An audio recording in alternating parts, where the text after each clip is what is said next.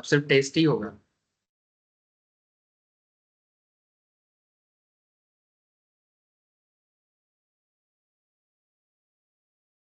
देखते देखते समय आ जाएगा।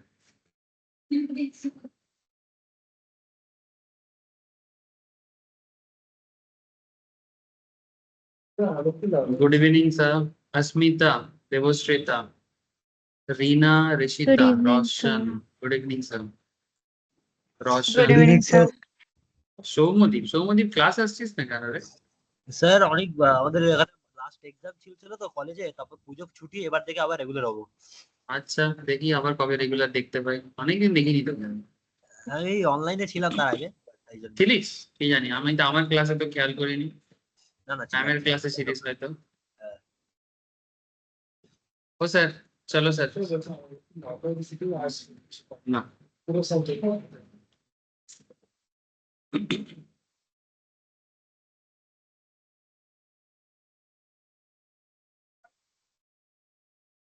ए तुम लोग पढ़ेगा? छुट्टी खत्म नहीं हुआ? मेरा तो नहीं हो रहा था। जब जब संडे तक, संडे टू संडे छुट्टी था पूरा। तो जब संडे के बाद मैम सुबह मंडे उठा रहे ना, ऐसे मंडे तो ऑफ किया था क्योंकि घर गए थे तो थोड़ा सा ना होश संभाल नहीं आ रहा था। चलो यार एक दिन दे देते हैं स्टूडेंट लोगों को भी, और मेरा भी थोड़ा सा जो भी काम कुछ है बाकी था जो नहीं हो पाया था, चलो सब एडजस्ट करके मंगलवार से ही लेते हैं। बच्चा लोग भी थोड़ा सा रेस्ट कर लेगा क्योंकि संडे तक तो ऐसे ही सब कोई घूमा फिरा है, एनर्जी भी थोड़ा सा चाहिए होगा। और क्या है ना, चारों तरफ जब तक माइक बजता रहेगा तब तक तुमको ऐसा लगेगा कि फेस्टिव खत्म नहीं हुआ है। और मैं देखा संडे तक तो पूरा चला सब कुछ, मंडे में भी ऑलमोस्ट बहुत जगह में चला। तो मुझे मैम जब उठा रहे हैं ना सोमवार को, चलो कल से क्लास है, बोले क्या क्लास, कौन सा क्लास, क्या है, मैं क्या पढ़ाता हूँ सब भूल गया। मतलब ऐसा लग रहा था कि पढ़ाना भी कोई चीज होता है। तो सीरियसली तो कुछ काफी कभी कभी ऐसा होता है जैसे कि लगता है कि काम ही ना करना पड़े। क्या बोलेगा?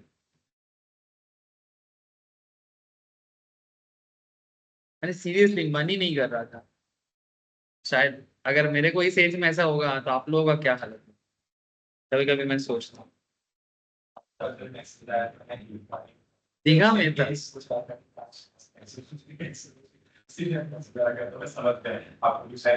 सोमवार, सोमवार।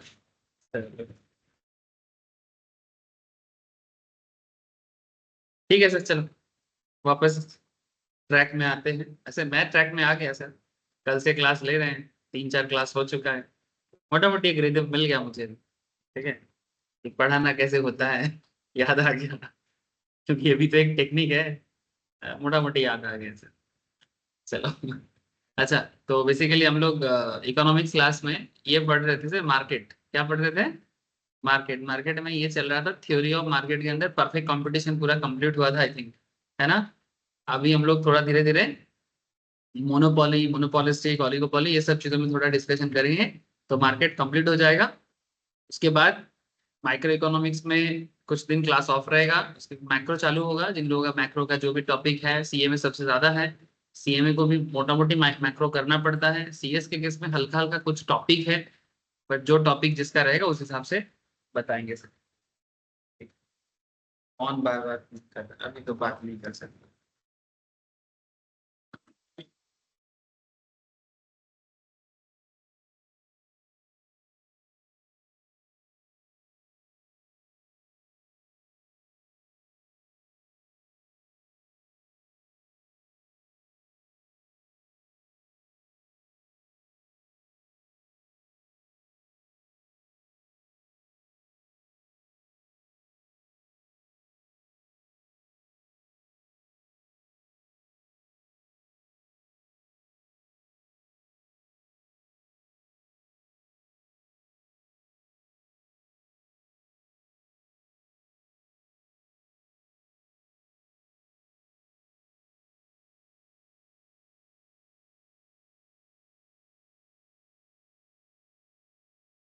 सर चलो सर स्टार्ट कर। बार बार कॉल कर रहा था इसलिए थोड़ा सा शांत पड़ गया। बार बार कर रहे हैं मैंने, वो बहुत ज्यादा परेशान होगा इसलिए, इसलिए तो मेरे को तंग करेगा। नहीं तो मैं नॉर्मली फोन उठाता हूँ क्या? नहीं उठाता, इमरजेंसी छोड़ के कभी नहीं उठाता। हम लोग ऐसे पूछ रहे हैं जैसे सफाई दे रहा है।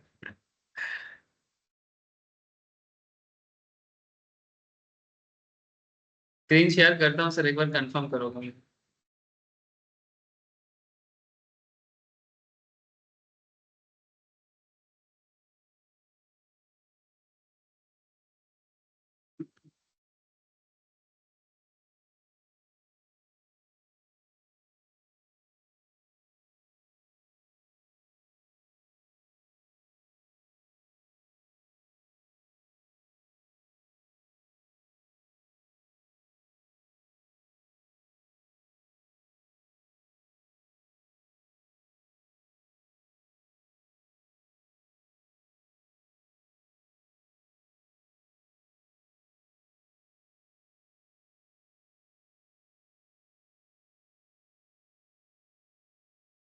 अच्छा देखो, ये सब बात हुआ था ना, price different determinants in different markets, ठीक है। इसमें मेनली मुझे जितना याद आ रहा है कि मैंने आपको डिफरेंट टाइप्स ऑफ मार्केट के बारे में बता दिया था। फिर मैंने आपको रेवेन्यू, क्योंकि मार्केट में कंपनी बिजनेस करने के लिए आते हैं तो इसका मेन पर्पस रहता है रेवेन्यू अर्न करना। तो रेवेन्यू के ऊपर भी मैंने आप लोगों को डिटेल्स में समझा था कि रेवेन्यू कितना वाइटल है। रेवेन्यू के ऊपर दो प्रिंसिपल्स भी समझाए थे, बिहेवियरल प्रिंसिपल्स, प्रिंसिपल 1, प्रिंसिपल 2, जिसमें बिजनेस को कब तक चलना चाहिए, कब बिजनेस बंद होने के सिचुएशंस में आ सकता है। फिर हम लोग determination of equilibrium price point को भी ढूंढे कि जैसे मार्केट में आई थिंक मैंने बिस्किट्स पे एग्जांपल दिया था, क्या पार्ले जी बिस्किट्स है ना, कि आखिर पार्ले जी बिस्किट्स 3 टका ही क्यों, 5 टका ही क्यों, 10 टका क्यों नहीं, या 15 टका क्यों नहीं।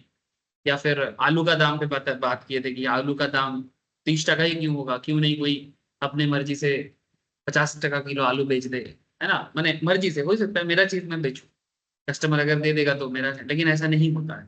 तो इक्विलिब्रियम कॉन्सेप्ट कैसे डिसाइड करते हैं मार्केट में किसी प्रोडक्ट का प्राइस, इसमें मेनली कॉन्सेप्ट था सर डिमांड सप्लाई। क्या था?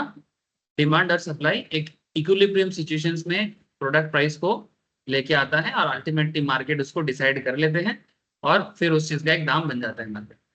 ये मेनली परफेक्टली कॉम्पिटिटिव मार्केट में ही ऐसा होता है, बाकी मार्केट में एग्जैक्टली ऐसा नहीं होता।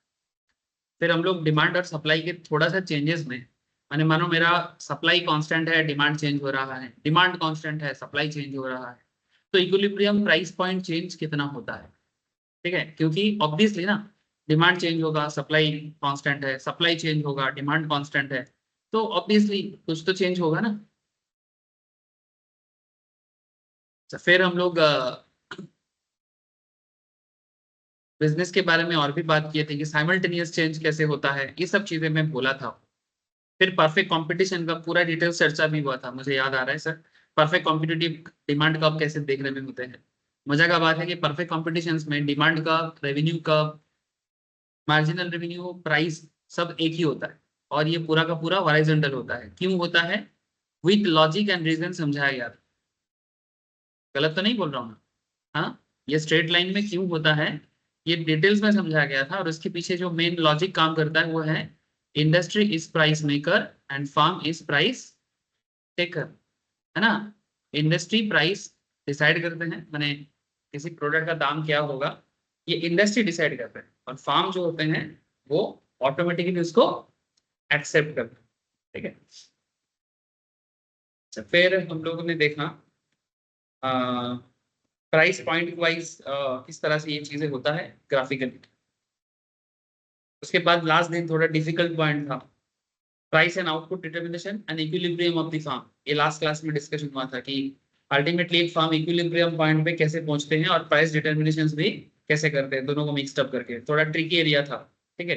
मैंने ट्रिकी मैंने टफ नहीं, बट हाँ अगर दिमाग थोड़ा सा कंसंट्रेशन हिलेगा तो ये कॉन्सेप्ट दिमाग से बाहर जाएगा, ठीक है। फिर हम लोगों ने short run equilibrium as well as long run equilibrium दोनों चीजों पे बात की। लास्ट में मैंने आपको बोला था कि सर कॉम्पिटिटिव मार्केट में जैसे हम लोग डिमांड सप्लाई से बहुत सारा चीज देखे, कॉम्पिटिटिव मार्केट का ना एक सप्लाई कर्व भी होता है, supply curve of the firm in a competitive market. Sir ये supply curve of the firm in a competitive market क्या होता है, इस पे थोड़ा चर्चा करेंगे तो परफेक्ट कॉम्पिटिशन का मेन टॉपिक कंप्लीट होता है। और इसके बाद बाकी रह जाता है sir monopoly, oligopoly, monopolistic, duopoly, etcetera, ठीक है। ठीक है, एक बार सप्लाई साइड को समझते हैं, कोशिश करता हूँ थोड़ा इजी वे में बात करने का, देखते हैं कितना कर पाते हैं।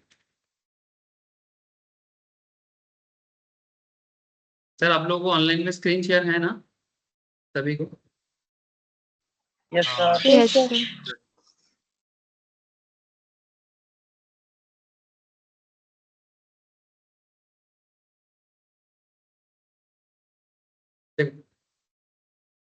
Supply curve of the firm in a competitive market, माने जैसे हम लोगों को ये चीज पता है कि डिमांड एंड सप्लाई इन दोनों के बिना मार्केट नहीं हो सकता। डिमांड पहले आता है कि सप्लाई पहले आता है?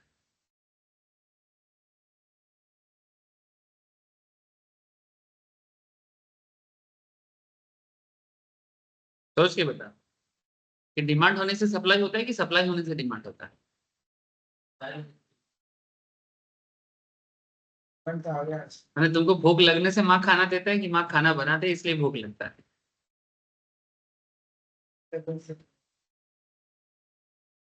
कि माँ ने खाना बनाया इसलिए भूख लगा?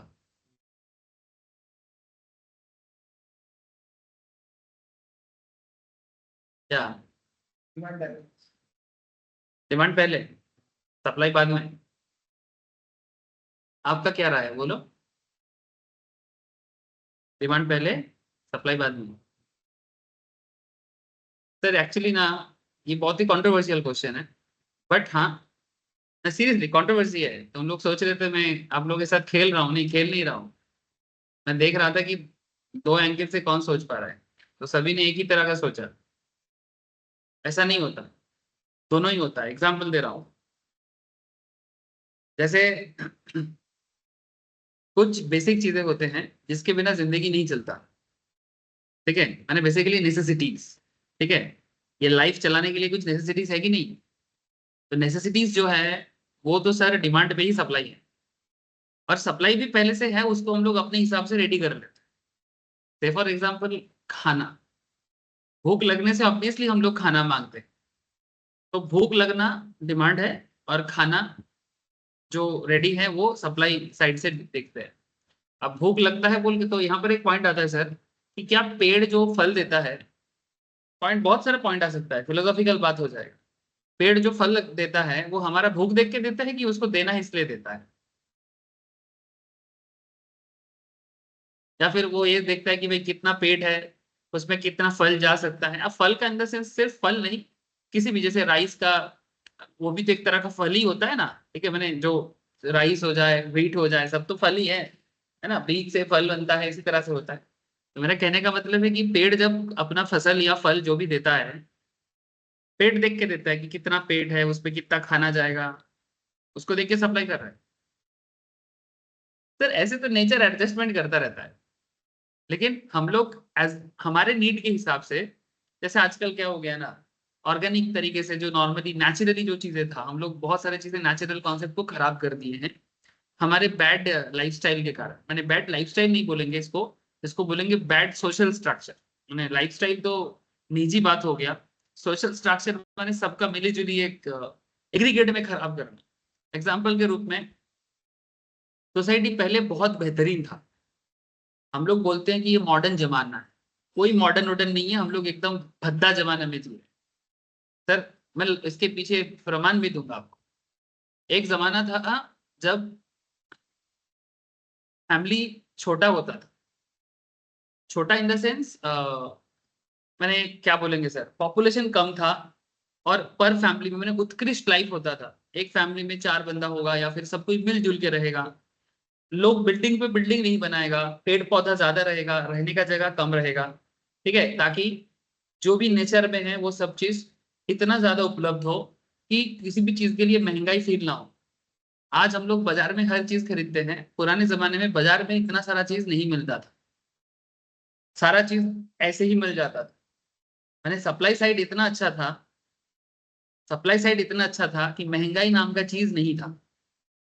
आपको फल चाहिए, घर में ही फल है, सबके घर में। मैं आपको बोल रहा हूँ कि मैं जिंदगी में कभी, मैंने बचपन का बात कर रहा हूँ, जिंदगी नहीं बोलना चाहिए, बचपन में कभी अमरूद खरीद के नहीं खाया। अमरूद खरीदा जाता है ये मेरे को नॉलेज नहीं था, इमली खरीदा जाता है मेरे को नॉलेज नहीं था। आम खरीद के खाया जाता है, प्रॉपर नॉलेज नहीं था except some few varieties like Langra वगैरह एक्सेट्रा, अदरवाइज बाजार में जाके आम खरीद के लाएंगे ऐसा एटीट्यूड नहीं था किसी का भी। क्यों? क्योंकि मैं गांव में पला बड़ा हूँ और हम लोगों के गांव साइड में ना हर किसी के घर में अमरूद का पेड़, आम का पेड़, ठीक है, बेसिक जो फ्रूट्स होते हैं ना, जो शहर में हम लोग 100-200 टका देके, नारियल का पेड़, ठीक है, जहाँ जैसा वेदर है, ठीक है, मेरा नेटिव जिधर है उधर नारियल बहुत अच्छा नहीं होता, ठीक है, तो उधर नारियल इसलिए नहीं है क्योंकि वो थोड़ा हार्ड मिट्टी है, तो वहां पर नारियल अच्छा नहीं होता। लेकिन जैसे वो दिखा गया था उधर नारियल बहुत अच्छा होता है, कि आसपास में जो वेदर कंडीशन है वो नारियल के लिए बेस्ट है। तो ये यहाँ पे ये जो साउथ 24 परगना, ये जिस एरिया में हम लोग अभी हैं, ये भी नारियल के लिए अच्छा है, लेकिन फिर भी आज लोगों के घर में नारियल का पेड़ नहीं है। इसलिए तुम बाजार में जाओ, अच्छा पॉइंट उठाया तुमने, डाब, ठीक है, जो नारियल का जो कच्चा वर्जन होता है, क्या बोलते हैं उसको, डाब ही बोलता है ना। तो वो जो डाब है सर, वो डाब एक एक छोटा सा डाब 70 टका 80 टका लेता है, और 50 टका में देगा, 2 सीख मारेगा, पानी ही खत्म। और नेचुरली डाब कितना अच्छा चीज है सर, मैंने इतना मिनरल्स, अगर आप रेगुलर एक डाब पियोगे ना, आपका तबीयत खराब ही नहीं होगा। लेकिन इतना महंगा है कि मिडिल क्लास 10 बार सोचता है। और आप लोग जैसे यूथ सोचेगा कि भाई डाब काय को खाना है, उसमें तो मेरा 2 लीटर का बॉटल आ जाएगा, दो कोल्ड ड्रिंक्स का, समझ रहे।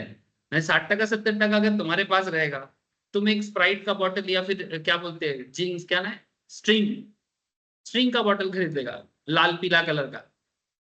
डाब नहीं पिएगा, और डाब ठंडा भी नहीं होता, नेचुरल होता है। तो मेरा कहने का मतलब ये सब जो हेल्दी चीजें हैं, ये सारे के सारे हेल्दी चीजें। आवाज कर, अच्छा, अच्छा, पेपर, पेपर कुछ है नहीं। 2 बार मेरे कान में आवाज है, देखना तो कुछ है कि पेपर हिला है। एक कभी कभी कीड़ा मकोड़ा टाइप का भी होता है, वो लोग भी करता है। तो मेरा कहने का मतलब इतना है कि हम लोग आजकल मॉडर्न जमाने में कहाँ जी रहे हैं, हर चीज को महंगा करके, ठीक है, हम लोग बोल रहे हैं हम लोग मॉडर्निटी में हैं। रोबोट बना रहे हैं, एआई बना रहे हैं, क्या होगा ऐसा एआई का? सर ये बात आपके मुंह से अच्छा नहीं लग रहा है। नहीं, मैं यहाँ पर ये प्रमाण करने के लिए नहीं बैठा हूँ, मैं जस्ट ये प्रमाण दे रहा हूँ सर, मॉडर्निटी किसे बोलते हैं, जिसमें लाइफ इजी हो। ये तो क्या हो गया ना, आज के डेट में हर चीज इतना डिफिकल्ट लेवल में पहुंच गया। अब उस डिफिकल्टीज में अगर थोड़ा सा सहज अगर कुछ हो जाए, तो हम लोग बोलते हैं कि हम लोग मॉडर्न। लेकिन जो बेसिक लेवल का इजीनेस है वो नहीं है सर, तो फिर इसको मॉडर्न नहीं बोलते। जीने के लिए आज हर घर घर में तुम देखो तबीयत खराब है, ठीक है, बेसिक माने नेचुरल नहीं है, क्योंकि हम लोग ऐसी सोसाइटी बना चुके हैं। ये केष्टपुर भी तुम देख लो, चारों तरफ 2 कैनल है, दोनों कैनल का पानी को देख लो, सड़ा हुआ बास मारता है। क्यों भाई, वो कैंडल साफ सुथरा नहीं हो सकता? इसके पास साइड में थोड़ा बैठा नहीं जा सकता? तो कैसे, ये कैसा मॉडर्न है? शहर पे शहर बना जा रहे हैं, बिल्डिंग पे बिल्डिंग ठोके जा रहे हैं। बताओ मुझे। मैंने हम लोग आजकल डेवलपमेंट का मतलब समझते हैं कि बिल्डिंग ठोकना, किसका कितना बड़ा बिल्डिंग है वही उतना रिच है, वही उतना डेवलप है, ऐसा एक कॉन्सेप्ट हम लोग बनाए। क्या सच में ऐसा है? तो ये जो हम लोगों ने डेवलप किया ना, ये जो डिमांड हम लोगों ने क्रिएट किया, ये डिमांड भी डिमांड है, जिसके कारण ये सब सप्लाई भी हुआ है। तो मेरा कहने का यहाँ पर मतलब इतना था कि डिमांड जरूरी है कि सप्लाई जरूरी है, या डिमांड पहले है कि सप्लाई पहले है, ये केस टू केस वैरी करता है। बट हाँ, ऑब्वियसली डिमांड होता है तो उसके हिसाब से सप्लाई भी आ जाता है। बट हाँ, बिजनेस के एंगल से अगर थोड़ा बात करूं, अगर मैं थोड़ा सा ये सब सामाजिक मोरालिटी के बारे में बात ना करके अगर प्योर बिजनेस सेंस में बात करूं, बट बिजनेस भी ना एक हद तक मोरालिटी में बात करता है। बिजनेस भी इमोरल बात नहीं करना चाहता। बिजनेस होना चाहिए बट इमोरलिटी के बेस पे नहीं। बट हाँ, लोग पैसा कमाने के चक्कर में काफी इमोरल काम करता रहता है, नहीं करता है? हाँ, हम लोग पैसा कमाने के चक्कर में गुटखा, दारू, है ना, सिगरेट, हाँ, ओपनली हम लोग बेच रहे हैं। सरकार भी कुछ नहीं बोल रहे हैं, तो कहीं ना कहीं सरकार भी इमोरल है। जो एडवर्टाइजमेंट कर रहे हैं वो भी इमोरल है, जो खा रहे पी रहे, जो उसको देख रहा है सूंघ रहा है, वो भी इमोरल है, सब इमोरल है। पैसे के चक्कर में हम लोग सब इमोरल ही हो जाते हैं। थोड़ा पैसा आ जाएगा, इकोनॉमिक्स एक्चुअली इतना मोरालिटी पे बात नहीं करता, वो थोड़ा पैसे चक्कर में ही बात करता है। हाँ, पॉइंट इज दैट, जैसे अगर मैं आईफोन का बात करूं, आईफोन नेसेसिटी था, आईफोन का डिमांड किए थे पैदा होते ही, वो आईफोन यूजर्स बोलो, पैदा होते ही आईफोन का डिमांड किए थे कि मैं पैदा हुआ मेरे को आईफोन चाहिए। बात समझ में आ रहा है मैं क्या बोल रहा हूँ? कहने का मतलब है कि आईफोन जो मैन्युफैक्चरर है, आईफोन का जो डिजाइनर है, कौन है? स्टीव जॉब्स, एप्पल का ओनर। तो इन्होंने एक ऐसा कॉन्सेप्ट डेवलप किया, इन्होंने बोला कि भाई कस्टमर क्या मांगेगा उसको मैं नहीं दे सकता, मैं वो चीज दूंगा जो कस्टमर को मांगना पड़ेगा। There is a difference. मैंने तुम्हारा डिमांड क्या है मैं उसको सप्लाई करूंगा। साधारण तौर पे देखा जाता है कि अगर मानो आप लोगों को मैं बिजनेस करने का कुछ बोलूं, तो आप लोग सबसे पहले ये ढूंढने निकलोगे कि क्या चीज का बिजनेस करूं जो मार्केट में चलेगा। ये होता है नॉर्मल जिंदगी, कि कहाँ दुकान खोले वहां पर लोग क्या पसंद करता है उसी चीज का दुकान खोलने से चलेगा। और जो मिंटोस जिंदगी होता है ना, मिंटोस जिंदगी क्या होता है? मिंटोस जिंदगी ये बोलता है कि कस्टमर क्या मांगेगा उससे कोई मैटर नहीं करता, मैं जो बेचूंगा कस्टमर वही मांगेगा। तो यहाँ पर सप्लाई पहले आए कि डिमांड पहले आए? ऐसा आईफोन का ऐड दे देंगे तुम्हारे दिमाग में, ऐसा उसका स्मार्टनेस, हाँ, सोशल स्टेटस का ऐसा जज्बात भर दिया कि तुम सब छोड़ छाड़ के आईफोन के पीछे ही भाग रहे हो।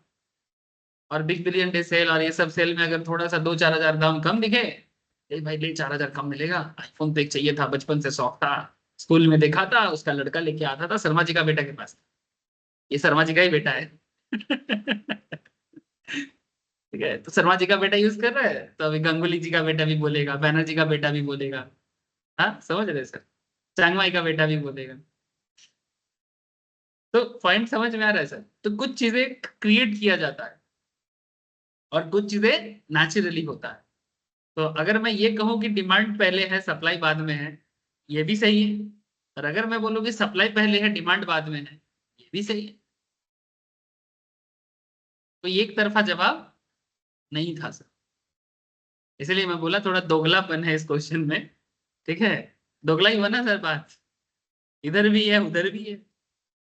लेकिन हाँ, अगर नेचुरली बोला जाए तो ऑब्वियसली डिमांड के ऊपर बेस करके ही ज्यादातर काम होता है ना? समझ में आ रहा है? जैसे तुम अगर कभी, तुम लोग फुचका खाते हो ना सर, पसंद करते हो ना? फुचका कौन नहीं पसंद करता? हर किसी को फुचका पसंद है। तुम अगर कोलकाता में फुचका खाओगे, कोलकाता का फुचका इंडिया का बेस्ट माना जाता है। ठीक है, ऐसा फुचका और कोई नहीं बनाता। Seriously, I am not joking. तो पानी पूरी गोलगप्पा सब एक तरफ, दिल्ली में बोलते हैं पानी पूरी, बॉम्बे में बोलते हैं गोलगप्पा, ठीक है, और हमारे यहाँ पर बोलता है फुचका। तो फुचका का टेस्ट ना, मैंने इवन मैं बॉलीवुड सेलिब्रिटीज भी आजकल, इवन अमिताभ बच्चन जी भी बार बार मैं देख रहा था, मतलब फुचका का अलग ही टेस्ट है, उसका कॉम्पिटिटर कोई नहीं बन सकता। क्यों? क्या ये कोई बंगाली स्पेशल है? नहीं सर, ये बंगाली बिहारी स्पेशल है। ये फुचका जो है ना बंगाल का, इसका मैक्सिमम मैन्युफैक्चरर बिहारी है, लेकिन इसमें जो मसाला डाला जाता है वो बंगाली स्टाइल है।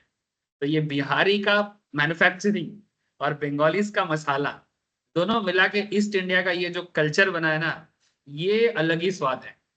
इसलिए फुचका एक तरफ और गोलगप्पा पानी पूरी दूसरी तरफ। Seriously, I am not joking. तुम जाके बॉम्बे में भी खा के आओ, मैं खा के आया सर, दिल्ली में भी खाया, वो बात नहीं है। फुचका खा के ही ना तुम, ठीक है।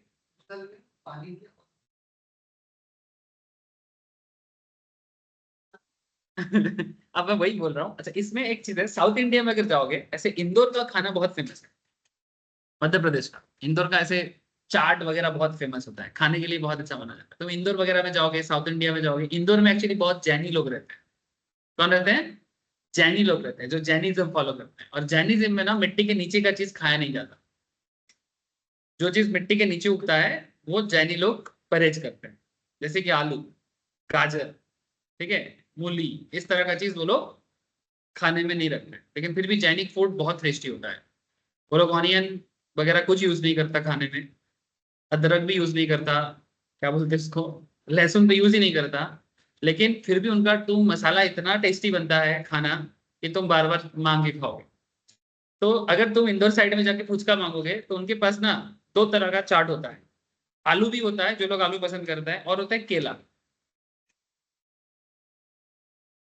हम लोग यहाँ पर आलू देते हैं ना फुचका में, तो उधर आलू की जगह केला भर के देगा, तो जैनी लोग वो खाता है।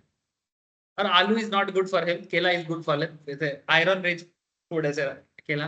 तो वो फुचका में केला डाल के देगा।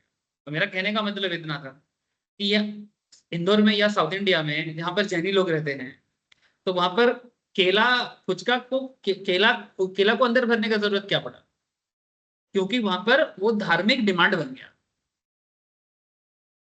अब धार्मिक डिमांड होगा तो फुचका वाला भी आलू की जगह केला ही बेचेगा।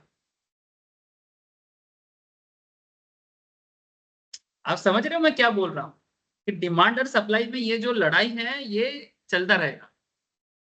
इट्स वेरी इंटरेस्टिंग कॉन्सेप्ट, समझे कुछ। हमारे यहाँ पर लोग बात बात में आलू चिप्स खाते हैं, तुम दक्षिण भारत जाओ और बात बात में लोग केला का चिप्स खाते हैं। केरल का जो केला होता है ना, केरल का केला एक बहुत ही टेस्टी होता है, और उसका चिप्स खाओगे ना बोलोगे भाई आलू चिप्स खाना छोड़ दें, बहुत अच्छा होता है जो भी हो। तो मेरा कहने का मतलब था कि ये जो डिमांड सप्लाई कॉन्सेप्ट है ये जगह टू जगह चेंज हो सकता है, सिचुएशन टू सिचुएशन चेंज हो सकता है। कभी डिमांड पहले आता है फिर सप्लाई होता है, कभी सप्लाई पहले आता है फिर डिमांड क्रिएट होता है। अब हम लोग बात यही करना चाह रहे हैं, क्यों मैं आपको थोड़ा कहानी सुनाता हूँ, क्योंकि कहानी सुनने पे, पढ़ने पे वो कनेक्शन भी आ जाता है, नहीं तो ग्राफ देख के तो मेरे को भी नींद आता है। देखो कहता है कि MC curves of the firm is the firm supply curve, marginal cost curve of the firm is the firm supply curve. माने यहाँ पर जो फार्म का, ये कौन सा फार्म है, competitive business, perfectly competitive business. कहता है कि इसका सप्लाई कर्व भी इसका, इसका मार्जिनल कॉस्ट कर्व भी इसका सप्लाई कर्व। अब ये कैसे संभव है कि किसी का मार्जिनल कॉस्ट कर्व किसी का सप्लाई कर्व कैसे बन सकता है। इंटरेस्टिंग है, ध्यान से सुनना। MC curve of the farm's supply curve in perfect competition farm, MC curve above ABC is considered the supply curve of the farm. MC curve above ABC, ABC माने average variable cost और MC माने marginal cost। यहाँ पर तुम अगर ध्यान से देखोगे एक सिचुएशन क्रिएट किया गया है, ये एक्स एक्सिस है और ये वाई एक्सिस है। इसमें P1, P2, P3, P4, ठीक है, माने अलग अलग price point, different price point है। और हम लोग जानते हैं परफेक्ट कंपटीशन में जो हॉरिजॉन्टल लाइन होता है वही डिमांड का भी होता है, वही एवरेज रेवेन्यू भी होता है, वही मार्जिनल रेवेन्यू होता है, वही प्राइस होता है, प्रोडक्ट का प्राइस भी होता है। ये बात हम लोग पिछले 3-4 क्लास में बोल चुके हैं। अब कोई अगर ये बोलेगा सर ये कहाँ से आ गया, तो प्लीज प्रीवियस क्लासेस एक बार देखो, आपको पता चल जाएगा कि क्यों demand equals to average revenue equals to marginal revenue equals to price, ये पूरा क्लियर हो जाएगा। अब P1, P2, P3, P4, यहाँ पर ये जो 4 अलग अलग प्राइस पॉइंट है ये बस 4 अलग अलग सिनारियों को बताने के लिए। अब तुम यहाँ पर एक चीज और देखो, यहाँ पर एक लाइन है जो P1 का लाइन है, इसे यहाँ पर बोला जा रहा है एवरेज वेरिएबल कॉस्ट। P2 का लाइन भी जो, वो भी एवरेज वेरिएबल कॉस्ट है। ये सारे के सारे लाइन जो है इसे हम लोग यहाँ पर एवरेज वेरिएबल कॉस्ट मान रहे हैं। तो कहता है कि अगर प्राइस, जैसे यहाँ पर अगर आप देखोगे P को less than average variable cost बोला गया, P इज माने price is less than average variable cost, माने ये जो जोन है सर, ये जो फांका जोन, ये फांका जोन में प्रोडक्ट का प्राइस उसके एवरेज वेरिएबल कॉस्ट से भी नीचे है। लेकिन अगर तुम अबव सिचुएशंस देखो, हर जगह में प्राइस जो है वो एवरेज वेरिएबल कॉस्ट से ऊपर है। ये एवरेज वेरिएबल कॉस्ट, ये मार्जिनल कॉस्ट है और ये आपका एवरेज वेरिएबल कॉस्ट है। दिख रहा है सर, इसको मैं थोड़ा सा हल्का करता हूँ, आप फिर से देखो, ये देख रहे हैं सर एवरेज वेरिएबल कॉस्ट, ये वाला एवरेज वेरिएबल कॉस्ट प्राइस को नीचे से ऐसे कट कर रहा है। तो एवरेज वेरिएबल कॉस्ट जब तक प्राइस के ऊपर है, ठीक है, जब तक जैसे P के ऊपर है, P2 के ऊपर है, ठीक है, जब तक किसी प्रोडक्ट का प्राइस उसके एवरेज वेरिएबल कॉस्ट से ऊपर है तब तक बिजनेस सर्वाइवल पोजीशन। सर कैसे, सर बहुत सिंपल बात है। एवरेज वेरिएबल कॉस्ट का साधारण मतलब क्या होता है? तुम आम आदमी की तरह सोचो, एक पान वाला भी समझ सकता है। मैं जो प्रोडक्ट बेचूंगा उसको बनाने के लिए मेरा जो वेरिएबल कॉस्ट पड़ता है, वेरिएबल कॉस्ट माने डे टू डे जो एक्सपेंसेस है बिजनेस को चलाने का, वो जो variable cost day to day basis में मेरे को पर प्रोडक्ट के पीछे खर्चा करना पड़ता है, क्या मैं वो प्रोडक्ट उस पर्टिकुलर कॉस्ट से भी कम दाम में बेच सकता हूँ? मानो एक फुचका वाला का एग्जांपल लेते हैं। फुचका वाला 10 रुपया में 2-3 फुचका देता है, कितना? चार चार फुचका देते हैं। इसका मतलब एक एक फुचका कितने का हुआ? 2.5 रुपया, मैंने 2.50 पैसा। तो अगर एक फुचका बनाने का, उसको रेडी करके देने का कॉस्ट आता है 1.5 टका या 1 टका, फिर उसको बेचने का दाम रखा गया है 2.5 रुपया, मैंने 2.5 टका। तो पर फुचका में बंदा 1.5 टका प्रॉफिट कर रहा है। अरे भाई, जो 2.5 रुपये तुमसे लेता है पर फुचका का, 2.50 पर फुचका अगर तुमसे ले रहा है, मैं एवरेज प्राइस किया, किसी किसी जगह में तो 10 में 2 भी देता है। मैं ऑनलाइन में एक दिन देख रहा था कि फुचका ऑर्डर करेंगे, ठीक है, ऑनलाइन में फुचका बोलता है कि 10 पीस फुचका देगा, उसका दाम है 150 टका।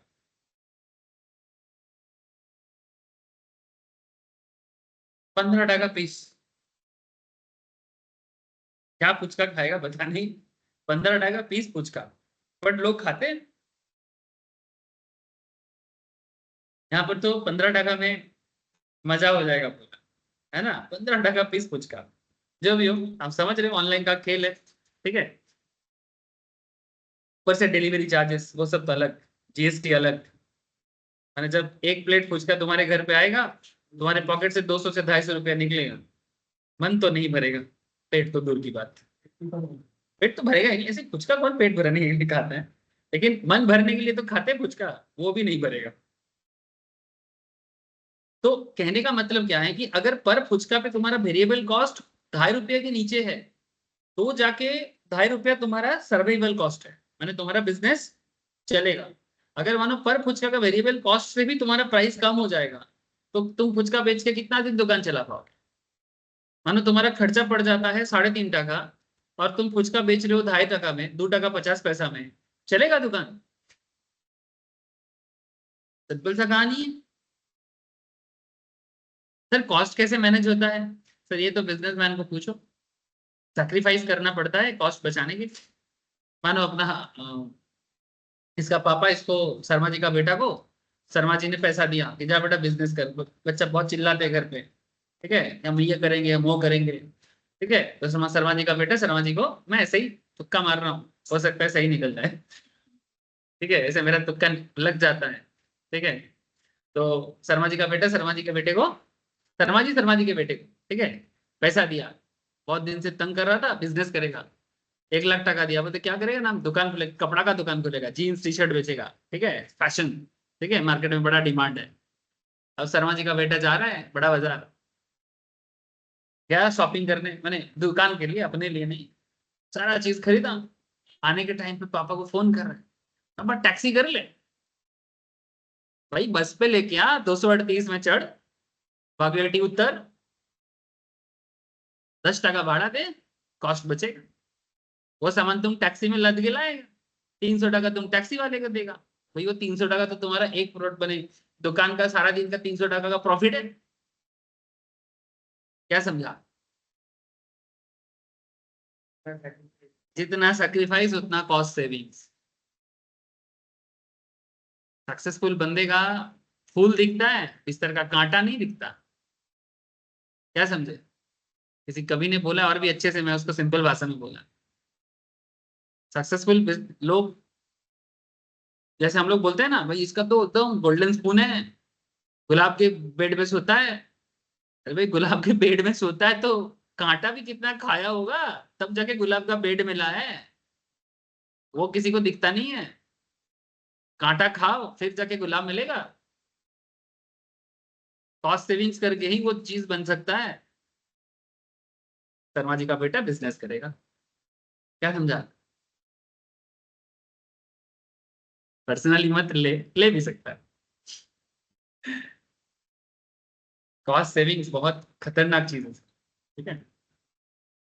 ये बेसिकली ना बचपन में माँ बाबा को बच्चे को ये सब सीख सिखाना चाहिए। कैसे? गरीबी में एडजस्टमेंट का बात नहीं, बेसिकली सिचुएशन वाइज एडेप्टेबिलिटी। इसका मतलब ये नहीं कि कंजूसी करना, हालत के हिसाब से चलना है। अंबानी भी अंबानी नहीं था सर, वो भी बना है अंबानी। अदानी भी अदानी नहीं था, वो बना है अदानी। हम लोग को लगता है कि काश हम अदानी की फैमिली में जन्म लेता, है ना। कभी कभी हम लोग माँ बाप को ऐसे बोल देते हैं, मैं तो नहीं बोला कभी भी, मेरे को आज तक कोई शिकायत ही नहीं है, ठीक है। कुछ भी, हाँ हाँ ठीक है। जब घर नहीं था, हाँ ठीक है, मेरे को तो पता ही नहीं था बचपन में। हम लोग का ऐसे पापा का रोजगार था, बट हम लोगों का घर नहीं था ठीक ठाक से। ऐसे हम लोग एक टीना का घर में रहते थे, किसी का मतलब कोई, मेरा ताऊजी लोग गोडाउन के हिसाब से खरीदा था, बाद में वो लोग चला गया, तो हम लोगों की किस्मत में वही घर मिला गाँव में।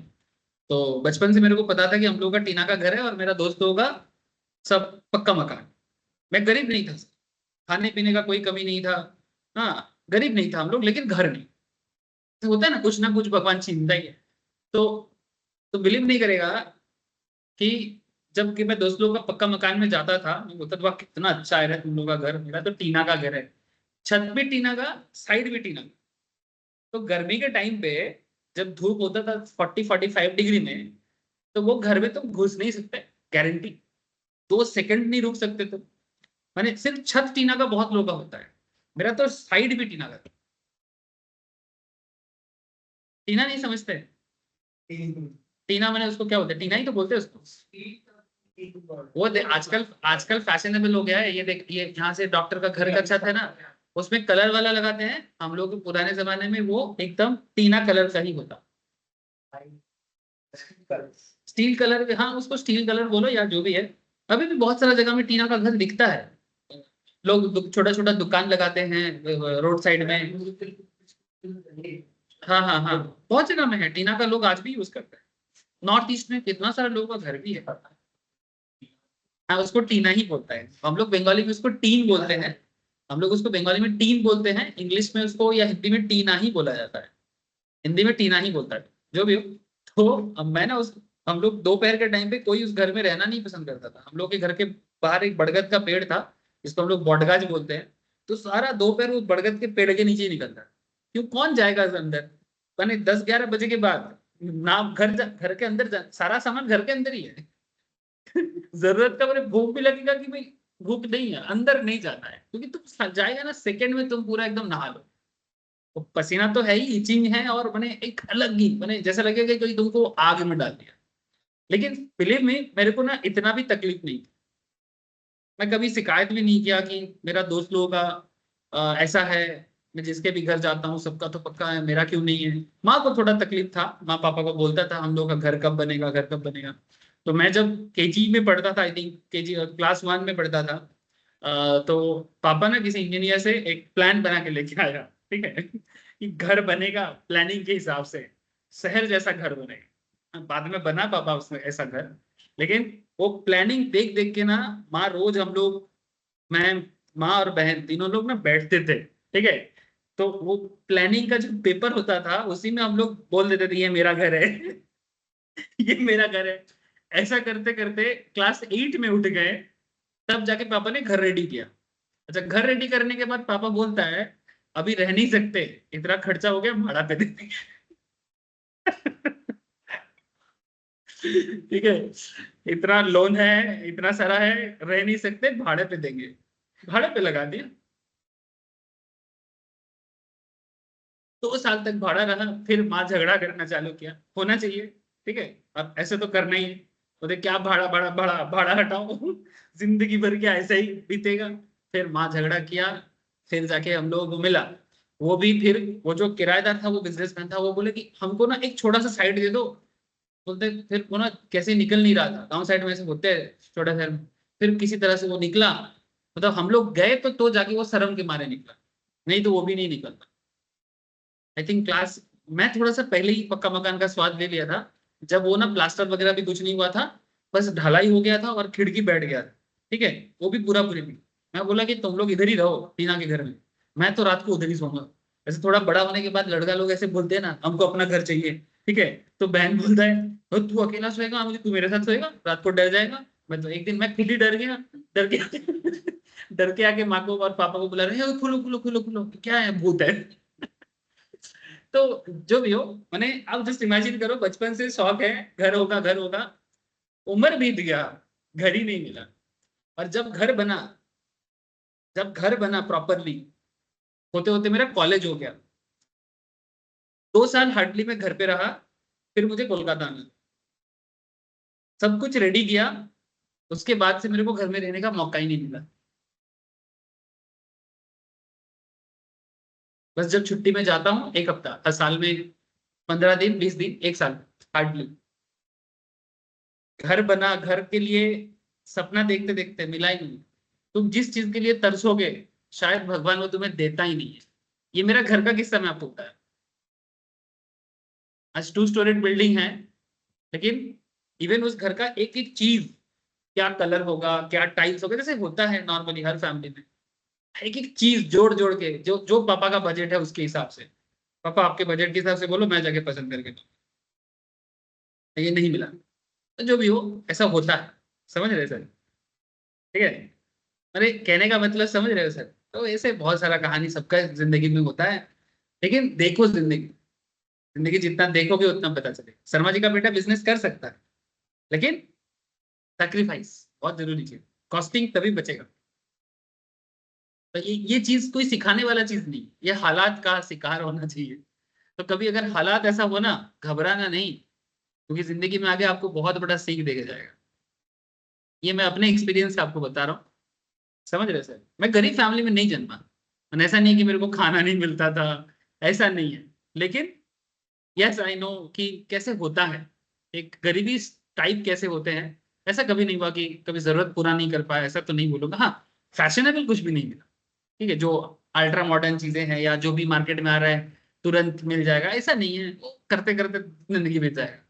ठीक है, और कभी वो, इसलिए मेरे को पता था होगा ही नहीं, इतना तो मेरे दिमाग में था, इसलिए मैं मांगता भी नहीं। मैंने, जब तुमको पता चल जाए कि मिलेगा नहीं तो तुम मांगना ही बंद कर दोगे ना। खेलने जाता था, स्पोर्ट्स का थोड़ा सा रुचि था, पढ़ाई करता था ठीक ठाक, बुद्धि था, ऐसा नहीं है बुद्धि नहीं था, समझ रहा है, टीचर बन गया, ठीक है, वो भी अपने स्टाइल में। लेकिन खेलने का बड़ा शौक ज्यादा था। तो खेलने भी जाता था ना, पापा 10 टका देता था, उसमें 4 टका जाने का भाड़ा, 4 टका आने का भाड़ा, 2 टका में एक केक मिलता था, बापूजी केक, आज भी रोड साइड में मिलता है। वही मेरा टिफिन था, और मैं, मजाक बात है कि वही, उसी को मैं अपने फेवरेट बना लिया। जब बाकी दोस्त लोगों के पास थोड़ा ज्यादा पैसा होता था, तो वो लोग क्या करता था, थोड़ा रेस्टोरेंट में जाके कचौड़ी सब्जी खाता था। मैं बोला, कचौड़ी सब्जी का मेरे पास बचता ही नहीं है, बापूजी केक का बचता है। तो आज भी वो मेरा फेवरेट है, सीरियसली। आज भी कभी मौका मिलता है, इवन मैम बापू जी के खाएगा, ठीक है, खाएगा। आज भी मैं, इवन वो जो लोग क्रिसमस के टाइम पे तुम लोग सब मॉन्जिनीस केक वगैरह, मेरे घर पे भी सबको ऐसे मॉन्जिनीस चाहिए, या फिर आजकल तो और भी फैंसी नाम आ चुका है। तो मैं बोलता हूँ कि तुम लोग जो भी केक खाना है खाओ, मेरे लिए ना एक सगुन का बापूजी जरूर ला, मैं उसी को काट के खाऊं। ऐसे बापूजी केक उतना हेल्दी नहीं बोलते बोलते आजकल कम कर दिया, लेकिन सगुन का वो बचपन याद करके मैं आज भी खाता हूँ। उसको काटता हूँ, उसके अंदर ना एक मुरब्बा निकलता है, वो मेरा इतना फेवरेट है। ठीक है, वो मुरब्बा मैंने बेसिकली, वो किस चीज का होता है, किसमिस नहीं रहे, वो ना एक्चुअली चाल कुमड़ा से बनता है, उसको पेठा भी बोलता है। हाँ, किसमिस है वो तो, और वो मिष्टी लगे, और वो जब केक के अंदर से निकलता है ना, वो इतना टेस्टी लगता है। वो मेरा फेवरेट है, और उसके चलते मैं बापूजी केक खाता हूँ। और ये सब चीज तुमको मॉन्जिनीज में या फैंसी केक में नहीं मिलेगा। कब निकलेगा? ये सब अलग ही, इसलिए बोलता हूँ कॉस्ट सेविंग क्या है ना, ये जिंदगी का कुछ तजुर्बा है, कुछ एक्सपीरियंस है, सीखो, ये सब चीजों को एंजॉय करो। बाद में जिंदगी में बहुत फैंसी लाइफ मिलेगा, लेकिन ये सब चीज नहीं छोड़ना चाहिए, ऐसा मेरा मानना है। और मैं ये भी नहीं मानता कि मैं जिंदगी में कुछ ज्यादा अचीव कर लिया, कम अचीव कर लिया, जैसा चल रहा है चल रहा है। ज्यादा भी हो जाए तो भी क्या फर्क पड़ता है, कम भी हो जाए तो भी क्या फर्क पड़ता है। क्या समझे सर? कुछ नहीं समझे तो चलो देखेंगे कि हाई थिंकिंग और सिंपल लिविंग कौन दिखाता है आगे, वो तो समय बता देगा। थिंकिंग हाई रखो सर, आसमान छूना है, पर मेरे हिसाब से लिविंग सिंपल होना चाहिए, ऐसा मेरा भी मानना है। चलो, तो समझ गए सर? एक्चुअली मैं ये वाला पॉइंट में नहीं जाता, बट इसलिए मुझे जाना पड़ा। अब कोई बोलेगा सर वेरिएबल कॉस्ट माने कॉस्ट को माने मेंटेन कैसे करता है कोई नॉर्मल बिजनेस? नॉर्मल क्यों, तुम आज टाटा को देख लो, रतन टाटा सर को देख लो, चले गए, याद तो करना चाहिए। उनको देखो, उनका लाइफस्टाइल देखो। हम तो कुछ भी, हम तो बस एक नॉर्मल सा बंदा है, ठीक है। रतन टाटा सर को देखो, वो इंडिया का रिचेस्ट पर्सन है।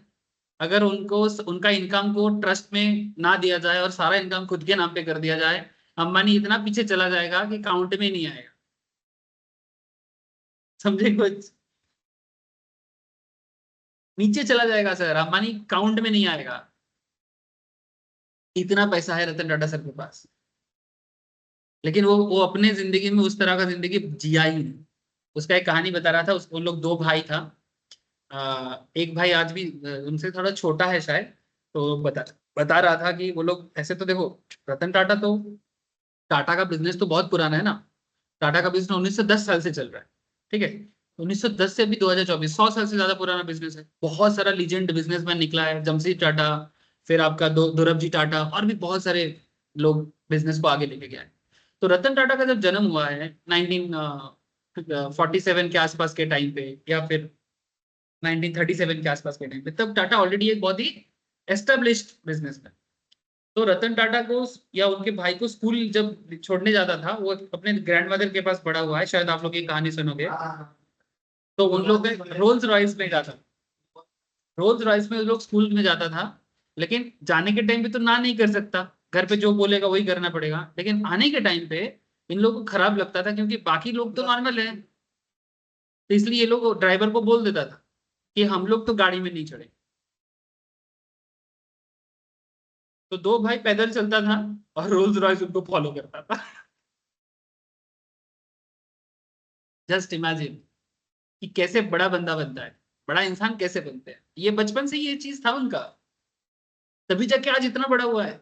और आजकल हम लोग का किसी के घर के सामने एक, माना एक ऑल्टो भी अगर है ना किसी का, ऑल्टो को खोलेगा ऐसा, घुसेगा ऐसा ना, जैसे रोल्स रॉयस मैंने में ही चढ़ रहा है। एटीट्यूड ऐसा होता है लोगों का। अपना गाड़ी है भाई, पब्लिक ट्रांसपोर्ट में क्यों जाएगा, अपना गाड़ी है ना। मैंने लोगों के सामने इतना बार बोलेगा अपना गाड़ी अपना गाड़ी, जैसे जिंदगी में गाड़ी घुसनी पहले देखा। एटीट्यूड ऐसे ही होता है ना लोगों का। हाँ, मेरा गाड़ी मेरा गाड़ी। घर पे ये सब लेके तमाशा भी बहुत होता है। अब देखो डिफरेंस देखो। तो तुमको क्या लगता है, जो लोग गाड़ी में एटीट्यूड दिखाते वो लोग बड़ा बनेगा क्या? वो चिंदी चोर बनेगा। मैंने दो वक्त मैंने क्या बोलेंगे, दो पौड़ी का बनेगा। लेकिन अगर ऐसा एटीट्यूड रहेगा तो शायद वो टाटा ही बन जाए। मैंने टाटा जैसा, टाटा तो नहीं बन सकता, टाटा जैसा। क्या समझे सर? ऐसे बहुत एग्जाम्पल्स। बट क्योंकि रतन टाटा चले गए तो उनका एक स्टोरी आया था, तो मैं उसको पढ़ा एक बार। और उनके लाइफ में भी ये चीज दिख रहा है सर।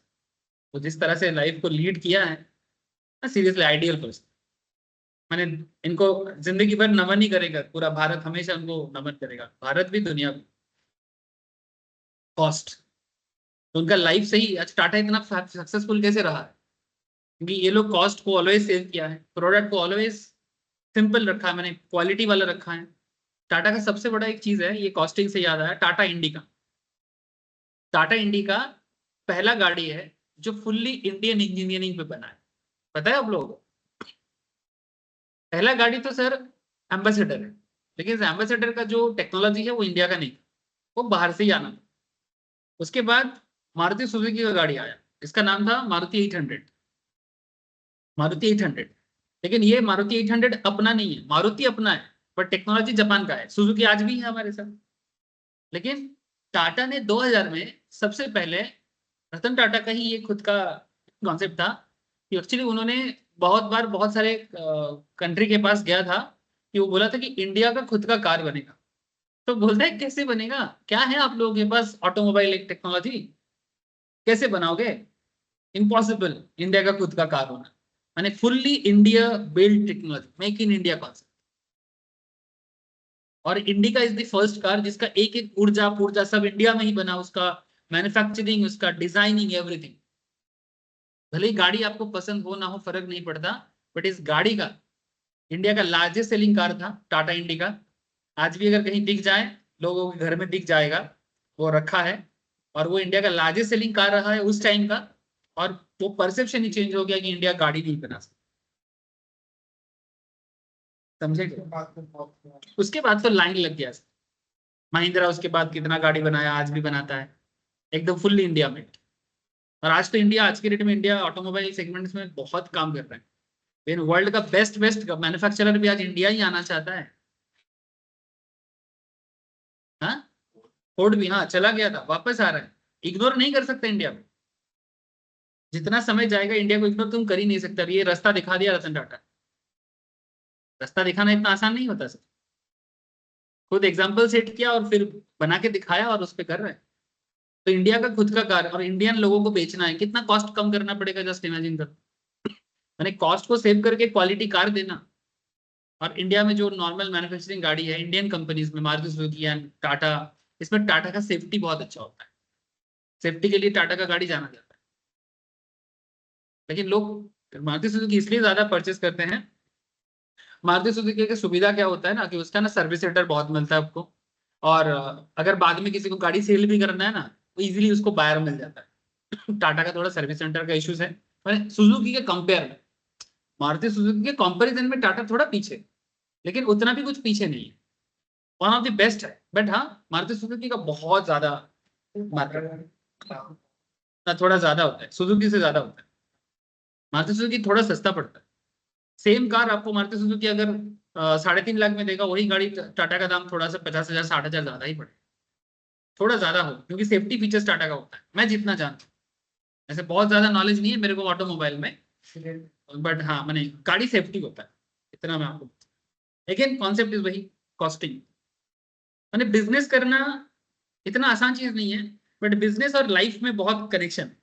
तुम्हारा लाइफ स्टाइल कैसा होगा उस पर आपका बिजनेस डिपेंड करता है। और यहाँ पर एक्चुअली मैं इतना सारा बात इसलिए कर रहा हूँ, क्योंकि अगर price less than equals to average variable cost हो जाए, the firm will not supply any output and actually shut down. अगर किसी चीज का प्राइस उसके एवरेज वेरिएबल कॉस्ट से भी कम हो जाता है, इसका मतलब है कि वो कॉस्ट मेंटेन नहीं कर पा रहा है और ज्यादा दाम भी नहीं कर पा रहा है। अब कोई बोलेगा सर दाम बढ़ा दे। सर दाम कैसे बढ़ाएगा?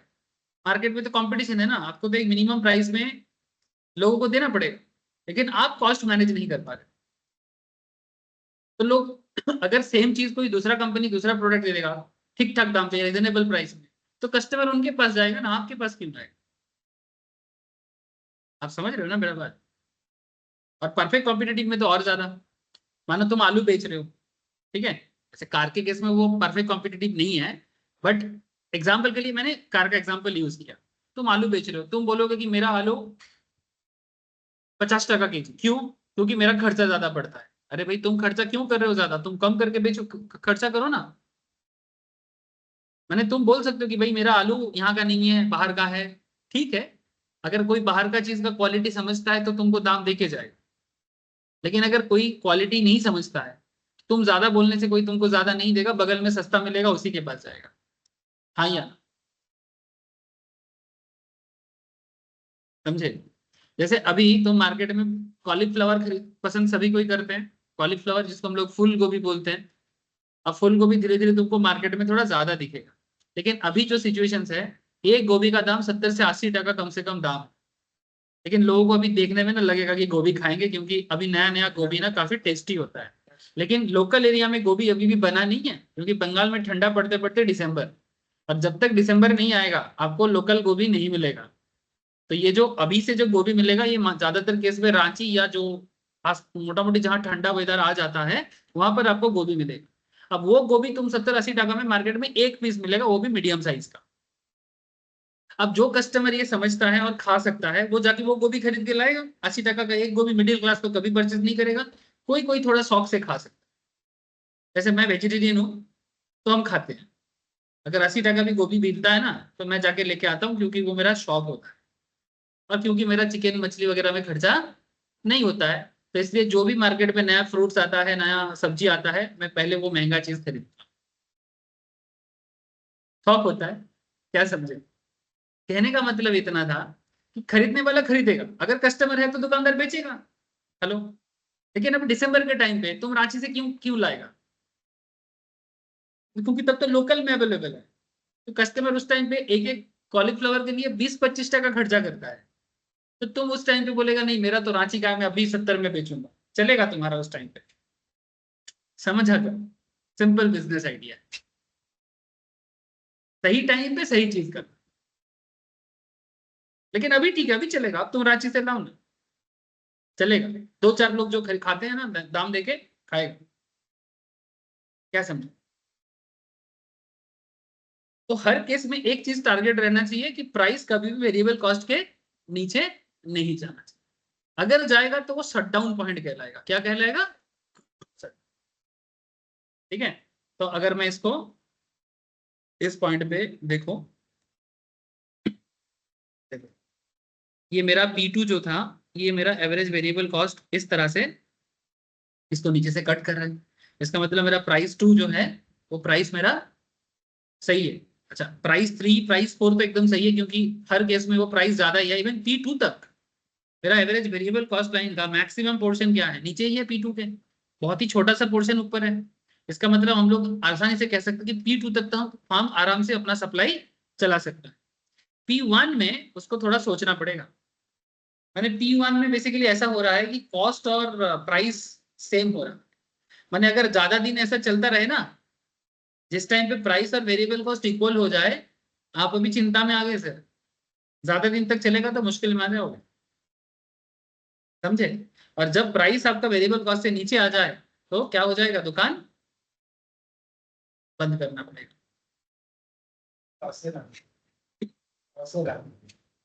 हाँ, बिजनेस लॉस में कितना दिन रन करेगा? रन कितना दिन करेगा? एक आध बार लॉस हो सकता है, उसके बाद तुम रोज घर से पैसा लेके जाएगा, फिर तो तुम रास्ते पे आ जाएगा, समझे कि नहीं। तुम रास्ते पे आ जाएगा ना, तुम कितना दिन घर से पैसा लेके बिजनेस को बचाएगा?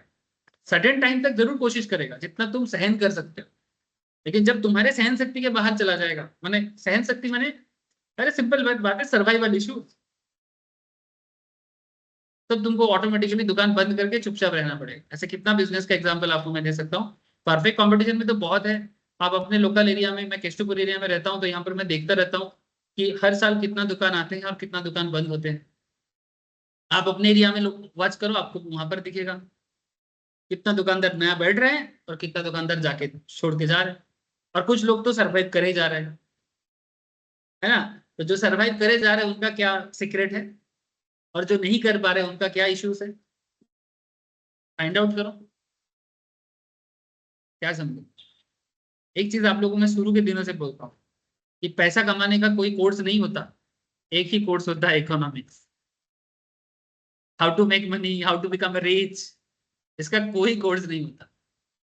अगर पैसा कमाने का कोई सब्जेक्ट है, हाउ टू मेक मनी का कोई सब्जेक्ट है, तो प्योरली इकोनॉमिक्स ही एकमात्र पैसा का बात करता है, समझे। चलो गूगल सर्च करता है how to become rich within 6 months, है ना, how to become rich by tomorrow.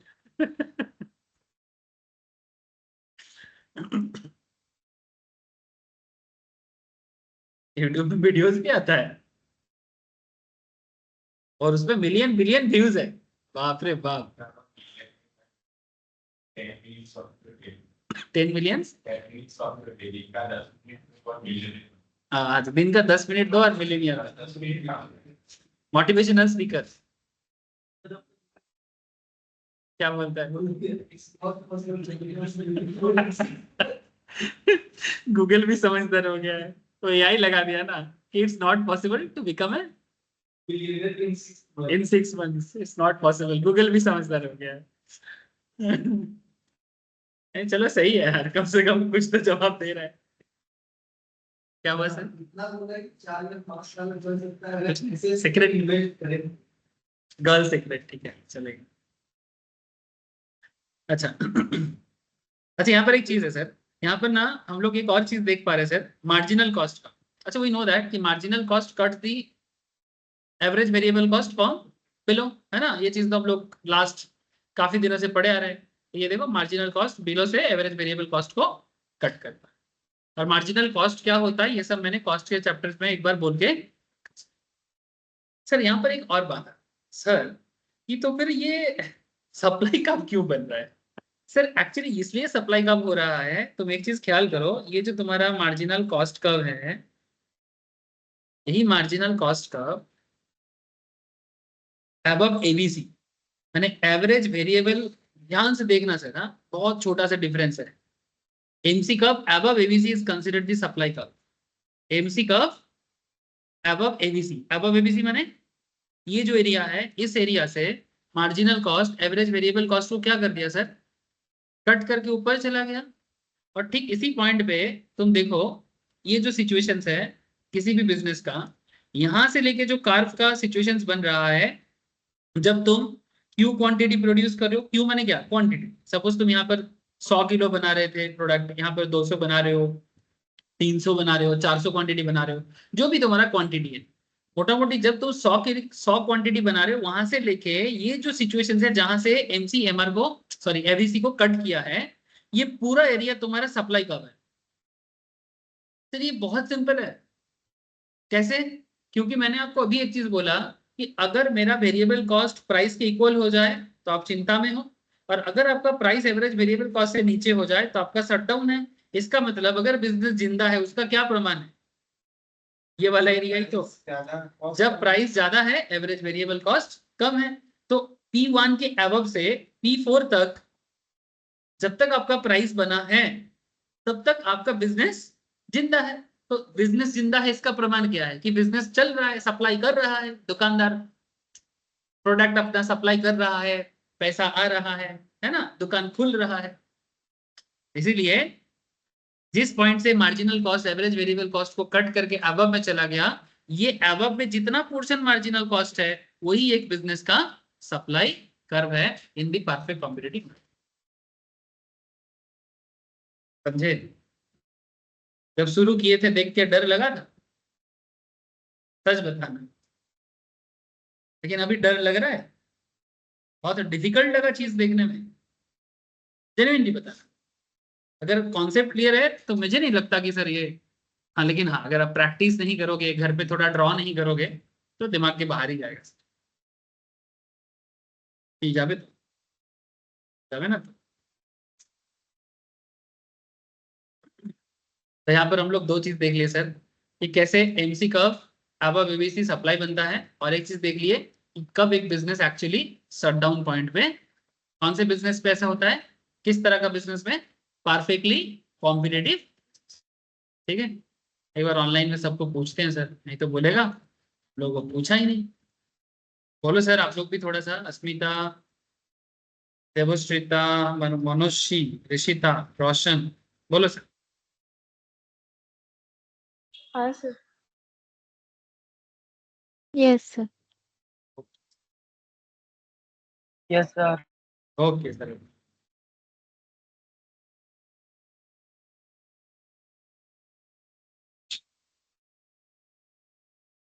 तो शटडाउन पॉइंट क्या था याद है, जब market P equals to ABC में है, जब प्राइस और एवरेज वेरिएबल कॉस्ट इक्वल्स हो जाएगा, उस पॉइंट पे शटडाउन सिचुएशन क्रिएट होता है, और उसके नीचे तो बिजनेस टोटली बंद हो जाए।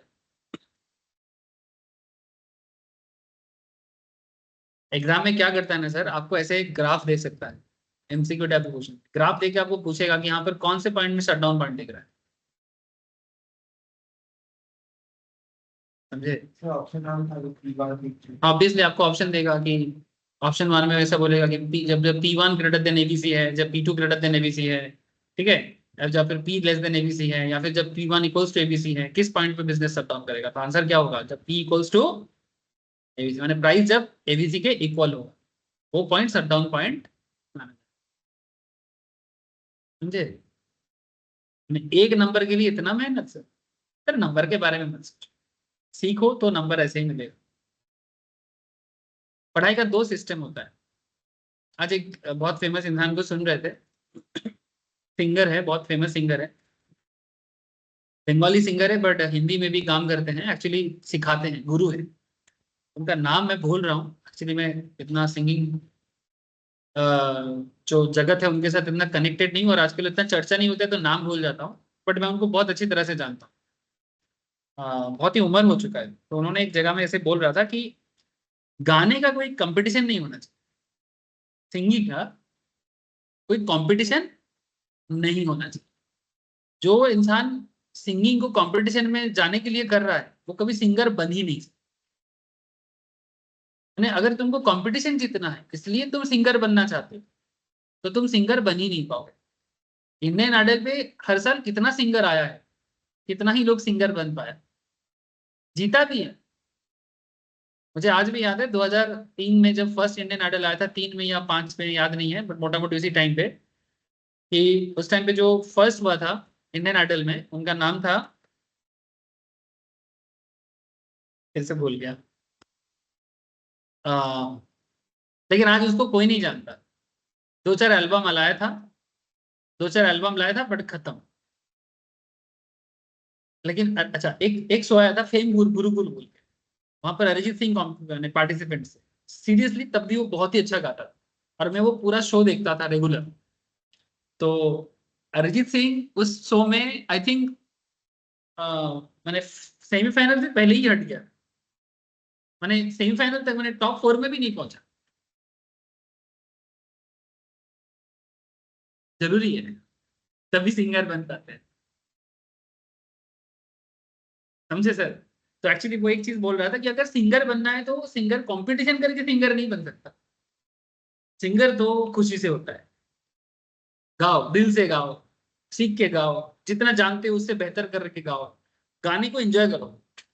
पढ़ाई में भी सेम टू सेम, नंबर पाने के लिए पढ़ाई करेगा तो जोर से जोर पास करेगा, उसके बाद का जिंदगी डिफिकल्ट हो जाएगा। बट सीखने के लिए पढ़ाई करेगा, जिंदगी भर का काम आएगा। पास भी नहीं करेगा तब भी काम आ जाएगा। क्या समझा? कुछ नहीं समझा। चलो, इसका मतलब ये नहीं बोल रहा हूँ कि आप लोग एग्जाम को साइड करो, मैं बोल रहा हूँ कि प्रायोरिटी क्या होना चाहिए। प्रायोरिटी पहले सीखना होना चाहिए, फिर अब नंबर पे ध्यान दो, कहाँ से कितना मार्क्स आता है, किस तरह से प्रिपेयर करना है। Obviously these are also part of our life, ignore नहीं कर सकते। लेकिन आप बिलीव में कि आप जितना ज्यादा सीखने पे ध्यान दोगे, उतना ज्यादा आप देखोगे कि आपका सक्सेस रेशियो भी बढ़ेगा, नंबर भी अच्छा आएगा, और जिंदगी में पीछे मुड़ कर देखने का जरूरत नहीं पड़ेगा। जितना भी लोग सक्सेस हुआ है ना, तो नंबर से ज्यादा सबके पीछे भागा। दुनिया में बहुत प्रमाण है इसका। प्रॉब्लम से उनका हो जाता है जो लोग सारा जिंदगी नंबर नंबर नंबर नंबर करता है, बाद में जगह नंबर छोड़ के बाकी सब होता है। मोनोपोली मार्केट ये कौन सा मार्केट है भाई, कहाँ मिलता है? ये ऐसा मार्केट फेमस है, उसको फेमस एरिया में जो फेमस। अच्छा, तेरे एरिया में क्या मोनोपोली चलता है, किस चीज का मोनोपोली? मोबाइल का दुकान मोनोपोली करता है, मैंने सब उसी के पास से लेता है। मोबाइल का मतलब मैं समझा नहीं। कौन सी खाना सबसे ज्यादा डिमांड मेरे एरिया में? मैंने उस चीज में उसका मोनोपोली हो गया। चलो सही बोला है, बट ये एरिया वाइज तुम बोल रहे हो। इसको आप ऐसे समझ सकते हो कि आप एक ऐसा बिजनेस डेवलप कर रहे हो जिस बिजनेस पे आप सिंगल लार्जेस्ट सेलर हो, सिंगल लार्जेस्ट सेलर हो, बात को समझना, ठीक है? और बाकी लार्ज नंबर ऑफ बायर है आप। जैसे एग्जांपल के रूप में सबसे ज्यादा पॉपुलर है रेलवे, लेकिन हाँ, इसको प्रॉपरली कंपटीशन में नहीं लाया जा सकता, बिकॉज ये किसी को कंपटीशन में तो लाने नहीं देता है। ऐसे तो हमारे देश इंडिया जो है एक मिक्स इकोनॉमी है। मिक्स इकोनॉमी माने इंडिया में दोनों सिस्टम फॉलो होता है, कैपिटलिज्म प्लस सोशलिज्म। तुम्हें क्या लगता है, ये जो रेलवे को जो मोनोपोली मिला है, ये कैपिटलिज्म के कारण मिला है कि सोशलिज्म के कारण मिला है? ये सोशलिज्म के कारण मिला है। सरकार ने इसमें कंट्रोल रख दिया। जैसे चाइना में हर चीज पे कंट्रोल है ना सर, चाइना में तो तुम क्या खाओगे वो भी सरकार डिसाइड कर। नॉर्थ कोरिया में तो लेवल ही अलग है।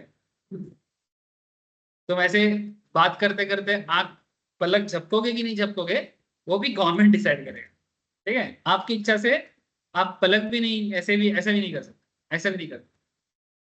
क्या बोलते हैं इसको, विंकिंग बोलते हैं ना, विंक बोलते हैं ना इसको, पलक झपक के। ये भी नहीं कर सकते आप, किंग जो खा लेगा आपको।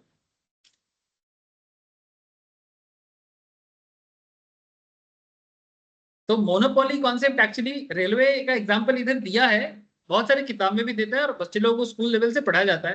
बट यहाँ पर मेरा खुद का एक सवाल है कि railway is a monopoly, but ये मोनोपोली कंपटीशन करके कहाँ है? ये तो रूल बना के लाओ, बीच में प्राइवेटाइज करो, फिर पता चलेगा। देखे जरा किसमें कितना है दम। क्या बोलते हो, रेल को प्राइवेटाइज कर दिया जाए? बहुत ज्यादा एक्सीडेंट हो रहा है। सर, आप क्वेश्चन क्या पूछे अभी रेलवे को प्राइवेटाइज कर दिया जाए, ये मेरा क्वेश्चन। करना चाहिए। क्यों? तो मैं सोच रहा था कि अगर प्राइवेटाइज कर दिया जाएगा तो उसका तो मतलब प्राइवेट में तो कॉस्ट प्राइस सब कुछ बढ़ जाएगा। क्या हो जाएगा? ट्रेन का तो भाड़ा है एक जगह से जाने का दूसरी जगह तो वो बढ़ जाएगा। और इंडिया में तो मतलब मेन जो ट्रांसपोर्ट सिस्टम पूरा चलता है वो तो कनेक्टेड है रेलवे से। गाँव साइड से लोग आते हैं, शहर से गाँव जाते हैं। अच्छा चलो, मैं तुमको एक सजेशन देता हूँ। बस से ट्रेन का भाड़ा तो कम नहीं ठीक है, मैं ज्यादातर लोग अफोर्ड नहीं करते। नहीं ठीक है, मैं तेरा ही क्वेश्चन को तेरे को ही तेरे सिस्टम पे पूछ रहा हूँ। मैं पूछा कि क्या रेल प्राइवेटाइज होना चाहिए, तो गौरव ने पूछा, बोला कि नहीं होना चाहिए क्योंकि भाड़ा बढ़ जाएगा। चलो, अगर ये कंडीशन रहे, अगर ये कंडीशन रहे कि भाड़ा करेंटली जिस लेवल का चलता है, सरकार जैसे मेंटेन करता है वैसा ही अगर रह जाए, क्या फिर भी तुम प्राइवेटाइज करने में रोकोगे रेल? माने अगेंस्ट में जाओगे? सेम रहता है। और कुछ अगर एक्स्ट्रा फैसिलिटी साफ सुथरा कर देते हैं, हाइजीन मेंटेन करते हैं तो सही। और प्राइवेटाइज होने से अगर गवर्नमेंट एक्सीडेंट्स का अगर कम हो जाए तो सही है। लेकिन से जॉब सिक्योरिटी नहीं रहेगा। ये जो सरकारी नौकरी होता है ना, ये नहीं रहेगा। सरकारी नौकरी नहीं है, सब प्राइवेट हो जाएगा, सब परफॉर्मेंस बेस्ड हो जाएगा। किसी का बाप का जागीरदार नहीं रहेगा, मेरा पापा तो रेल का ये है, हमें तो साल में 4 बार बाहर घूमने का टिकट मिलता है। ठीक है, सरकारी नौकरी लोग हैं जैसे होते हैं सर, एक अलग ही लेवल का स्वैग होते हैं सरकारी नौकरी का। समझ रहे सर? अलग ही, हम सरकारी नौकर का फैमिली से हैं। डिसिप्लिन ये वो ये सब नहीं रहेगा, सब हमेशा एक परफॉर्मेंस बेस्ड रहेगा। उसमें भी लोग हाई सैलरी वाले लोग रहेंगे। करेंटली अगर सरकारी जॉब में कोई रेलवे में हाई लेवल ऑफिसर से कितना सैलरी होगा? जोर से 1.5 लाख 2 लाख मंथली सैलरी है, 2.5 लाख हार्डली, इससे ज्यादा नहीं है। लेकिन अगर प्राइवेटाइज हो जाएगा, हो सकता है किसी का सैलरी 1 करोड़ भी हो जाए। लेकिन हाँ, परफॉर्मेंस बेस्ड रहेगा। परफॉर्मेंस नहीं रहेगा, कभी भी जैसे प्राइवेट जॉब में होता है ना, छोड़ो, निकलो, जाओ, रिजाइन करो, ले ऑफ करेगा। तो गवर्नमेंट जॉब में वो भी तो होता है ना। मेरा पापा अगर गवर्नमेंट जॉब में नहीं, वो रूल अभी धीरे धीरे कम हो गया, हाँ, बट है, कहीं कहीं है। सोर्स के हिसाब से अगर चलो, ये कंट्रोवर्शियल क्वेश्चन है कि रेल को प्राइवेटाइज करना चाहिए कि नहीं करना चाहिए। बट हाँ, अगर गवर्नमेंट बिजनेस को संभालने में नाकाम होते हैं, जैसे बाकी बहुत सारे चीजों में फेलियर रहा है, बट हाँ रेल में अच्छा कर रहा है कॉम्पिटिटिवली, मेरे हिसाब से इंडिया में थोड़ा मिक्सड अप होना चाहिए। PPP model. पीपीपी क्या होता है जानते हो? Public private partnership. जैसे एक ट्रेन चलता है तेजस एक्सप्रेस बोल के, ये प्राइवेटली मैनेज होता है ट्रेन जो है, लेकिन सारा सुविधा रेल के हिसाब से होता है। मैंने ट्रेन का टाइमिंग, ट्रेन का ट्रैक, ट्रेन का सारा सिस्टम, रूलिंग सब गवर्नमेंट ही करता है। मैंने मेरा ट्रेन किस लाइन से जाएगा ये गवर्नमेंट ने डिसाइड, बने प्राइवेट कंपनी नहीं डिसाइड करती। लेकिन हाँ, ट्रेन के अंदर वाला सुविधा कैसे होगा ये प्राइवेट कंपनी डिसाइड करे। टिकटिंग कैसे बनेगा, ठीक है, बैठने का सीट कैसे रहेगा, अंदर का मैनेजमेंट कैसे रहेगा, ये सारा चीज प्राइवेट कंपनी डिसाइड कर रहा है। इसका नाम है तेजस एक्सप्रेस, भारत का पहला प्राइवेटाइज्ड पब्लिक। सेम कॉन्सेप्ट में ही वंदे भारत को लाया गया है, एक्स्ट्रा चार्जेस के साथ ही है, और काफी हाइजीन मेंटेन करता है। बहुत अच्छा है, मैं चढ़ा सर, बहुत अच्छा लगेगा। अगर हाइजीन चाहिए आपको तो अच्छा लगेगा। ठीक है, मैं तुमको ऐसे नहीं, रॉयल बिरयानी तो नहीं मिलेगा, लेकिन इट्स ओके, क्वालिटी है, ठीक ठाक है। मैंने कोई खराब चीज नहीं देता है, टेस्ट का अलग अलग है। पेट भर जाएगा, घर का खाना थोड़ी ना हो, बट हाँ ठीक ठाक देता है, गंदा नहीं देता, साफ सफाई करके देता है, ऑलवेज मेंटेन होता है, टाइम पे चाय भी देता है। ठीक है, और सबसे बड़ा मुझे जो अच्छा लगता है, बाथरूम मिनट मिनट में साफ हो। बाथरूम, क्योंकि ट्रेन का मेरे को एक ही चीज सबसे ज्यादा चिंता होता है, बाथरूम, बाकी सब चीज मैनेज हो जाता है। जब भी आपको दिक्कत हो, बेल मारो, ठीक है, या फिर जाके बोलो भैया बाथरूम साफ कर दे थोड़ा, तो साफ कर दे। हाँ, कभी कभी वो लोग आके, कुछ लोग बाथरूम साफ करते तो आके थोड़ा टिप्स मांगता है, तो मन करे आप दो, तो जरूरी मैंडेटरी नहीं रहता है, कोई ऐसे देने में मना करता है, लेकिन आप चाहो तो दे सकते हो, लेकिन जब भी बोलोगे बाथरूम साफ हो जाए, जो नॉर्मल ट्रेन में नहीं होता। ऐसे तो वो लोग साफ करता ही रहता है, बट आप जब बोलोगे वो रेडी। ये बाकी ट्रेन में तो मिलता नहीं, इवन राजधानी में भी तो मैंने ऐसा नहीं है जो वंदे भारत में चालू किया है। तो राजधानी काफी मेंटेन्ड है इंडिया का सबसे वन ऑफ। तो जो भी हो, मेरे हिसाब से सारा ट्रेन ही ऐसा होना चाहिए। क्या बोलते हो? ऑब्वियसली बदल जाएगा सर, बदल जाएगा। अगला 10 साल में तुम लोग इंडियन रेलवे को देख मैंने सब चीज पहचान नहीं पाओगे, काफी सारी चीजें बदल जाएगा। जो भी हो, ओए तुम लोग क्या बात कर रहे हो? वंदे भारत में चढ़ना है तुमको?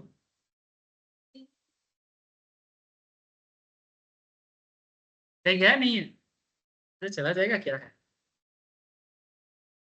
लोकल में चढ़ा है ना, बस और क्या सी।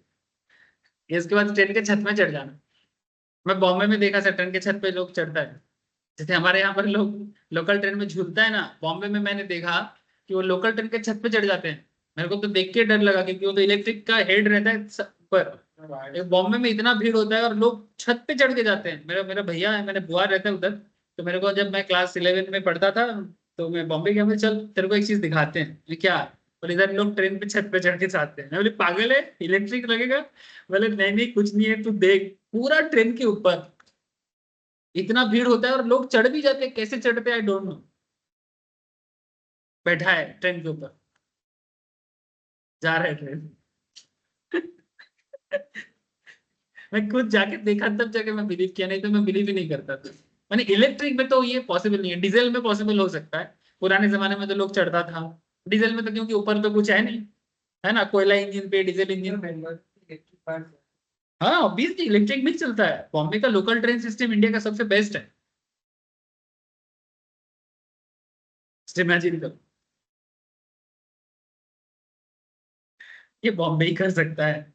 बॉम्बे में दो दो भारत है सर, एक रिच का भारत और एक स्ट्रगलर लोगों का भारत। बॉम्बे जाओगे ना, तुमको इतना बाइफरकेशन देखने को मिलेगा। ठीक है, एक तरफ तुम देखोगे हाई राइज बिल्डिंग, चकाचक रास्ता, दूसरी तरफ देखोगे ना कि जैसे लोग पागल की तरह काम कर रहा है, मेहनत, लोग पसीना पसीना बहा रहा है। हमारे मैंने वर्क कल्चर बहुत है, कोई बैठना ही नहीं। वहां पर जो मच्छी वाली होते हैं ना, मैंने माछ बेचता है, ठीक है, उनके भी तुम कान में देखोगे सारा सोना हीरा लगा हुआ है। सब पैसे वाला है, किसी को कमजोर मत समझना, तुमको बेच देगा, इतना पैसा है। हमारे यहाँ पर ये वर्क कल्चर ही नहीं है। तो बॉम्बे के लोकल में सफर करना, तुमको समझ में आएगा। आमची मुंबई लोकल बोलते हैं वहां।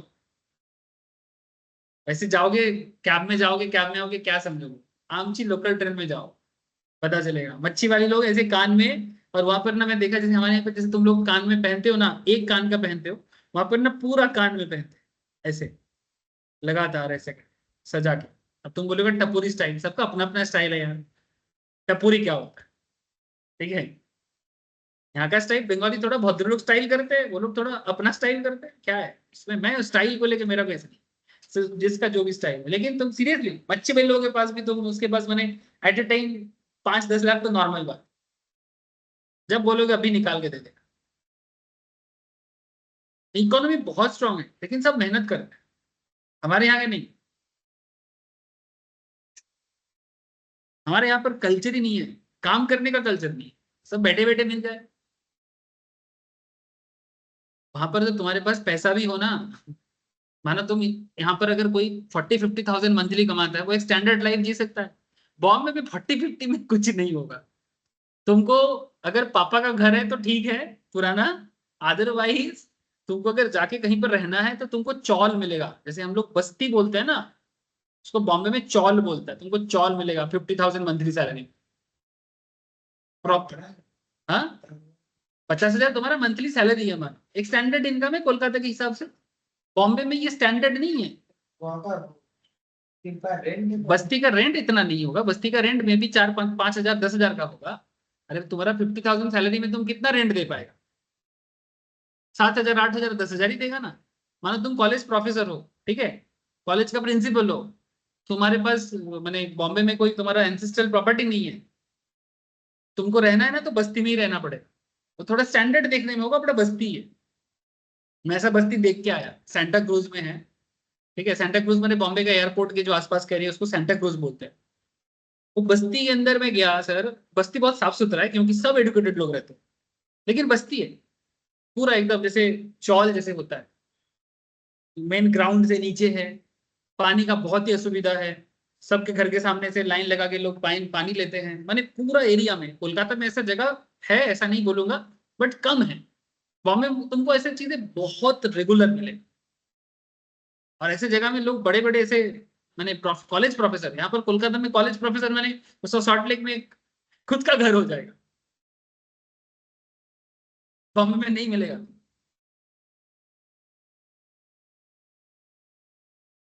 ह्यूज डिफरेंस है, मैंने क्वालिटी ऑफ लाइफ में भी ह्यूज डिफरेंस। अगर ज्यादा पैसा ना मिले कभी बॉम्बे में मत जाना। घूमने जाने से क्या दिक्कत है भाई, तुम तो होटल वाले को देके आएगा। अरे ज्यादा हर तरह का मिलता है सर, ऐसा नहीं है। तुम अगर पॉस एरिया में जाके होटल ढूंढेगा तो तुमको पर डे का तो 5-10 हजार देना, एवरेज जैसे कोलकाता में भी ऐसा नहीं है। 3-4 हजार बहुत है भाई, 1000-1500-2000 में तुमको होटल मिल जाएगा। अरे बॉम्बे में बहुत तरह का एरिया है, वो उसको पता है, उसको पूछना, वो जाता है बॉम्बे कभी। एक्सपेंसिव भी मिलेगा, बहुत सस्ता भी मिलेगा, बहुत वैरायटी है, कोई दिक्कत नहीं है। मैं तो सरवाइव कर लेगा, और घूमने जाएगा तो आराम से कर लेगा, उसमें कोई कितना दिन के लिए घूमेगा, 5 दिन 7 दिन 8 दिन 10 दिन, क्या दिक्कत है, वो तो तुम कर ही ले। परमानेंटली रहने का बात कर, परमानेंट रहना है तो कम से कम ठीक ठाक सैलरी हो, और नहीं तो तुमको आउटस्कर्ट में रहना पड़ेगा, मैंने मेन बॉम्बे से कम 1.5 घंटा दूरी पे, 2 घंटा दूरी पे, तब जाके तुम ठीक ठाक घर में रह पाओ। हमारे यहाँ पर जैसे नहीं, कोलकाता से मेट्रो यहाँ से एकदम नजदीक में सब मेट्रो है। जैसे पहले लोग केस्टपुर वगैरह थोड़ा सस्ता होता तो रहता था, केस्टपुर से मेन कोलकाता कितना ही दूर है, आधा घंटा भी नहीं लगता मेन कोलकाता पहुंचने, 2 ऑटो में ऐसे पक करके पहुंच जाएगा। ऐसा तुमको उधर नहीं मिलेगा। केस्टपुर कंपेरेटिवली काफी चीप में है ना सर, ऐसा चीप जगह तुमको उधर बॉम्बे में मिलता ही नहीं। जो भी है छोड़ो। और बॉम्बे में एक जोन है, साउथ बॉम्बे बोलते हैं उसको, वहां पर एक 1 रूम किचन का दाम पड़ जाता है, खरीदना है तो 1.5 से 2 करोड़ का। 1.5 से 2 करोड़ में 1 रूम किचन, मैंने ऐसे एक रूम मिलेगा, एक किचन मिलेगा और एक बाथरूम, 2 करोड़ में। इधर 2 करोड़ होगा तो तुम तो पूरा दुनिया ही उठा लोगे। तो बोलेगा 2 करोड़ में तुम्हारा कम से कम कोलकाता में 4 फ्लैट खरीद कर देगा तुम, सही सही जगह पे। हाँ, घर भी बन जाएगा आराम से, जगह खरीद के। जमीन के, वही मैं बोल रहा, जगह खरीद के। काम तो जमीन का ही है सर, कोलकाता में तो फ्लैट क्या क्या है, तुम्हारे पास पैसा रहेगा, बैंक लोन पास होगा, घर बन जाएगा। जमीन का ही तो प्रॉब्लम है हर बड़े शहर, जमीन ही तो नहीं मिलता है। केस्टपुर में 1 कट्ठा जमीन 60 लाख 50 लाख 55 लाख टका काटा है। ये पूरा वीआईपी रोड जोन में सबसे सस्ता केस्टपुर में मिलता है, मैंने दमदम एयरपोर्ट से लेके उल्टा टांगा, उसमें यहीं पर 50 लाख का काटा है, तो बाकी जगह में तो तुम हाथ छोड़ ही नहीं सकते।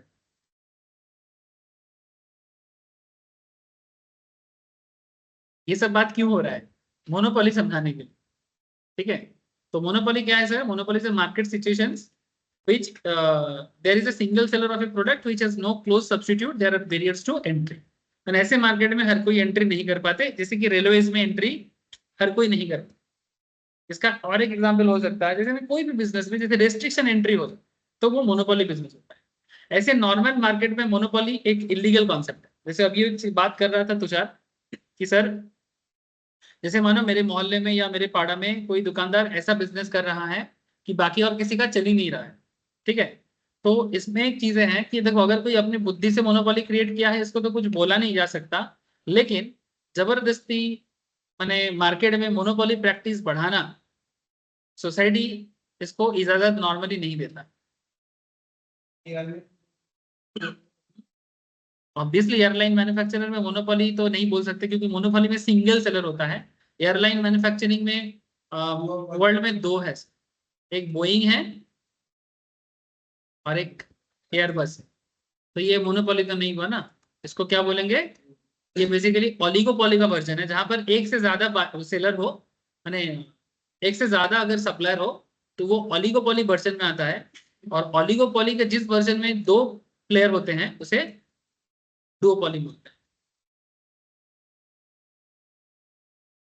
ठीक है, जैसे तुम टेस्ला को ले सकते हो, इंडिविजुअल बिजनेस पे टेस्ला। रिलायंस को ले सकते हो, जैसे रिलायंस इंडिया में एक ऐसा काम करते हैं जो और कोई नहीं करता, वो है ऑयल रिफाइनिंग करता है। ये जो क्रूड ऑयल हम लोग मिडिल ईस्टर्न कंट्री से लेके आते हैं ना, उसको रिफाइन करने का काम रिलायंस ही करता है। तो क्या हो गया, मोनोपोली। ऐसे बहुत सारे नेटवर्किंग का जो बिजनेस है इसमें मोनोपोली नहीं है, क्योंकि इसमें 3-4 प्लेयर है, 3 लोग हैं, एयरटेल है, जियो है और वोडाफोन आइडिया, 3 है। तो ये ऑलिगोपोली हो गया। समझ में आ रहा है ना? तो कैरेक्टर बहुत सिंपल है, single seller, large number of buyer, single seller, large number of buyer, restriction to entry is there. माने ऐसा नहीं कि आपका मन हुआ और आप मोनोपोली बिजनेस के सेगमेंट्स में जाके जाओगे कि नहीं मेरे को तो वही बिजनेस करना है जिसमें मोनोपोली है, इतना आसान नहीं है इसमें एंट्री करना। यानी किसी का मन हुआ तो, जैसे मानो कि शर्मा जी का बेटा को लगा कि हम ट्रेन बनाएंगे और ट्रैक में चलाएंगे, मेरा ट्रेन स्पेशल होगा, तो नहीं कर सकते। Barrier to entry. आप गुस्सा तो नहीं कर रहा ना, मैं मजाक से बोल रहा हूं।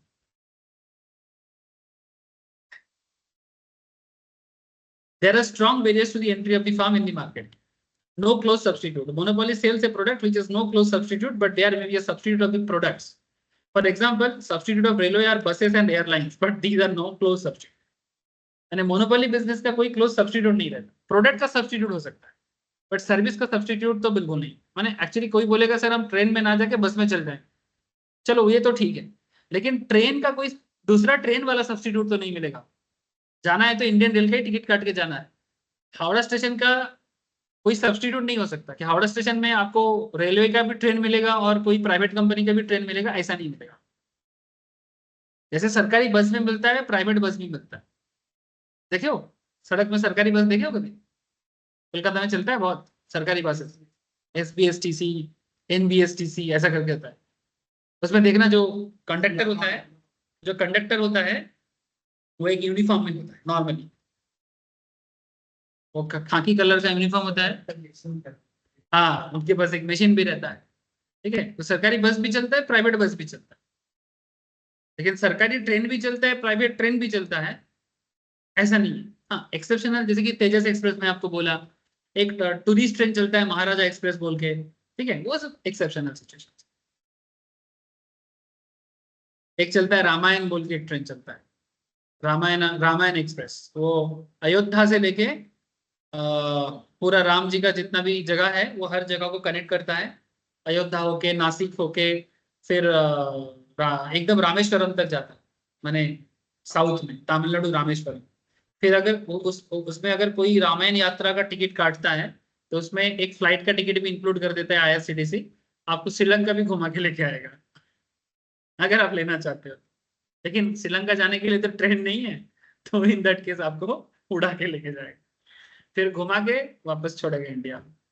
पैकेज है पूरा रामायण यात्रा, यानी राम जी का पूरा रूट पे ट्रेन चलाएगा, जहां जहां से राम जी गए हैं पूरा जो एकदम अयोध्या से नॉर्थ इंडिया से लेके साउथ इंडिया, फिर श्रीलंका, फिर वापस लाए। कभी अगर इच्छा हो तो ये टूर कर सकते। मैं एक बार देख रहा था, पर हेड मोटा मोटी वही 70-80 हजार का खर्चा, कॉस्टली है। हाँ, एकदम अलग ही लेवल का स्वैग में जाओगे सर, ऊपर से श्रीलंका भी इंक्लूडेड है। ऐसे श्रीलंका बहुत सुंदर जगह है, बहुत सुंदर। समझे कुछ? कुछ नहीं समझे तो नो क्लोज सब्स्टिट्यूट है। क्या हुआ रे, घर जाना है? छोड़ देंगे अभी 5 मिनट। हाँ,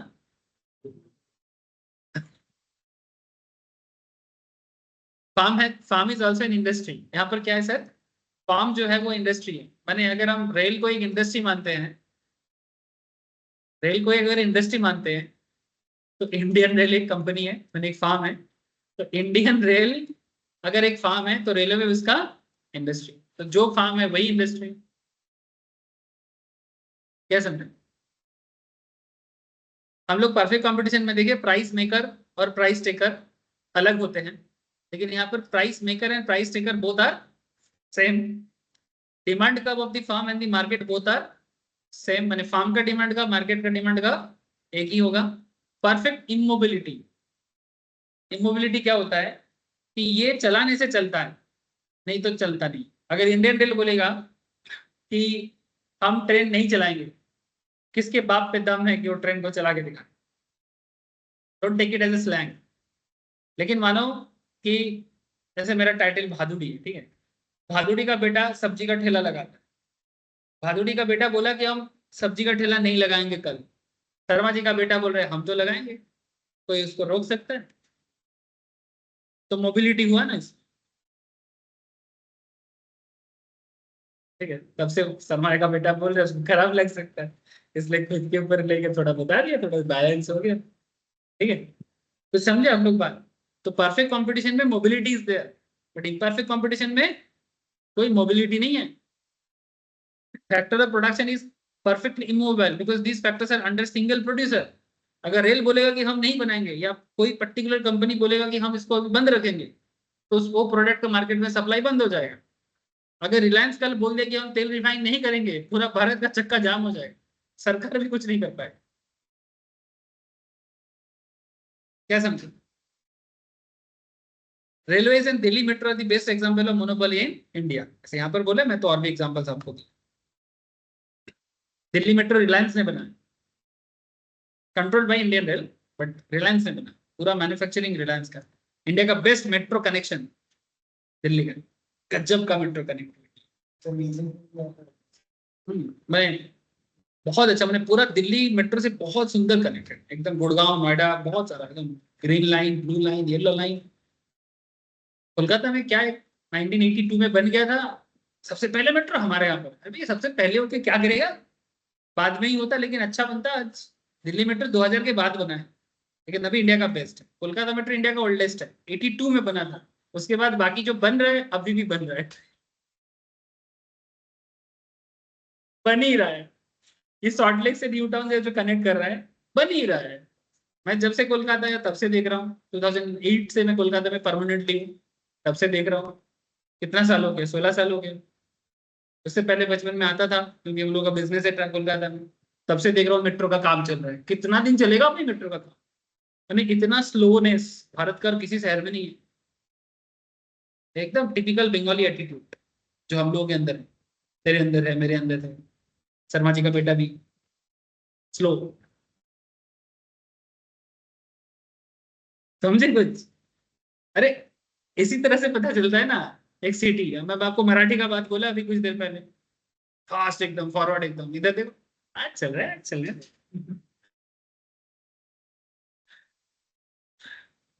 ये दुर्गा पूजा में जब आप लोग पैंडल हॉपिंग करने गए, नॉर्मली जैसे कॉलेज स्क्वायर में कहीं पर, सब क्या अड्डा चल रहा है ना।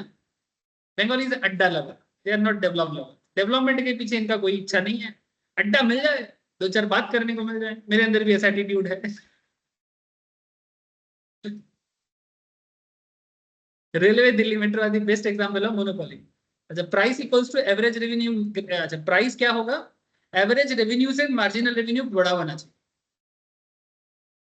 और वही उसका प्राइस बनेगा। Under monopoly price is equal to AR, and AR curve is also known as demand curve. ये है एआर कर्व, यही इसका demand curve. But AR must be greater than M, average revenue marginal से ज्यादा होना चाहिए। और ये ना एमआर जो है वो वाई एक्सिस, ये वाई एक्सिस है, और ये एआर है, इसके एकदम बीचों बीच होना चाहिए। सर ऐसा क्यों? नेक्स्ट क्लास में समझाएंगे, ठीक है। क्योंकि ये भी तो जानना है ऐसा क्यों। और ये अगर जानोगे तो जाके मैं आपको नेक्स्ट दिन ये सब जो टेढ़ा मेढ़ा कारण देख रहे हो ये समझा पाऊंगा। मोनोपोली में थोड़ा टाइम लगेगा सर। मोनोपोली के बाद और कुछ नहीं है, इसमें एक क्लास लगेगा, खत्म हो जाएगा। थैंक यू सर, आज इतना ही।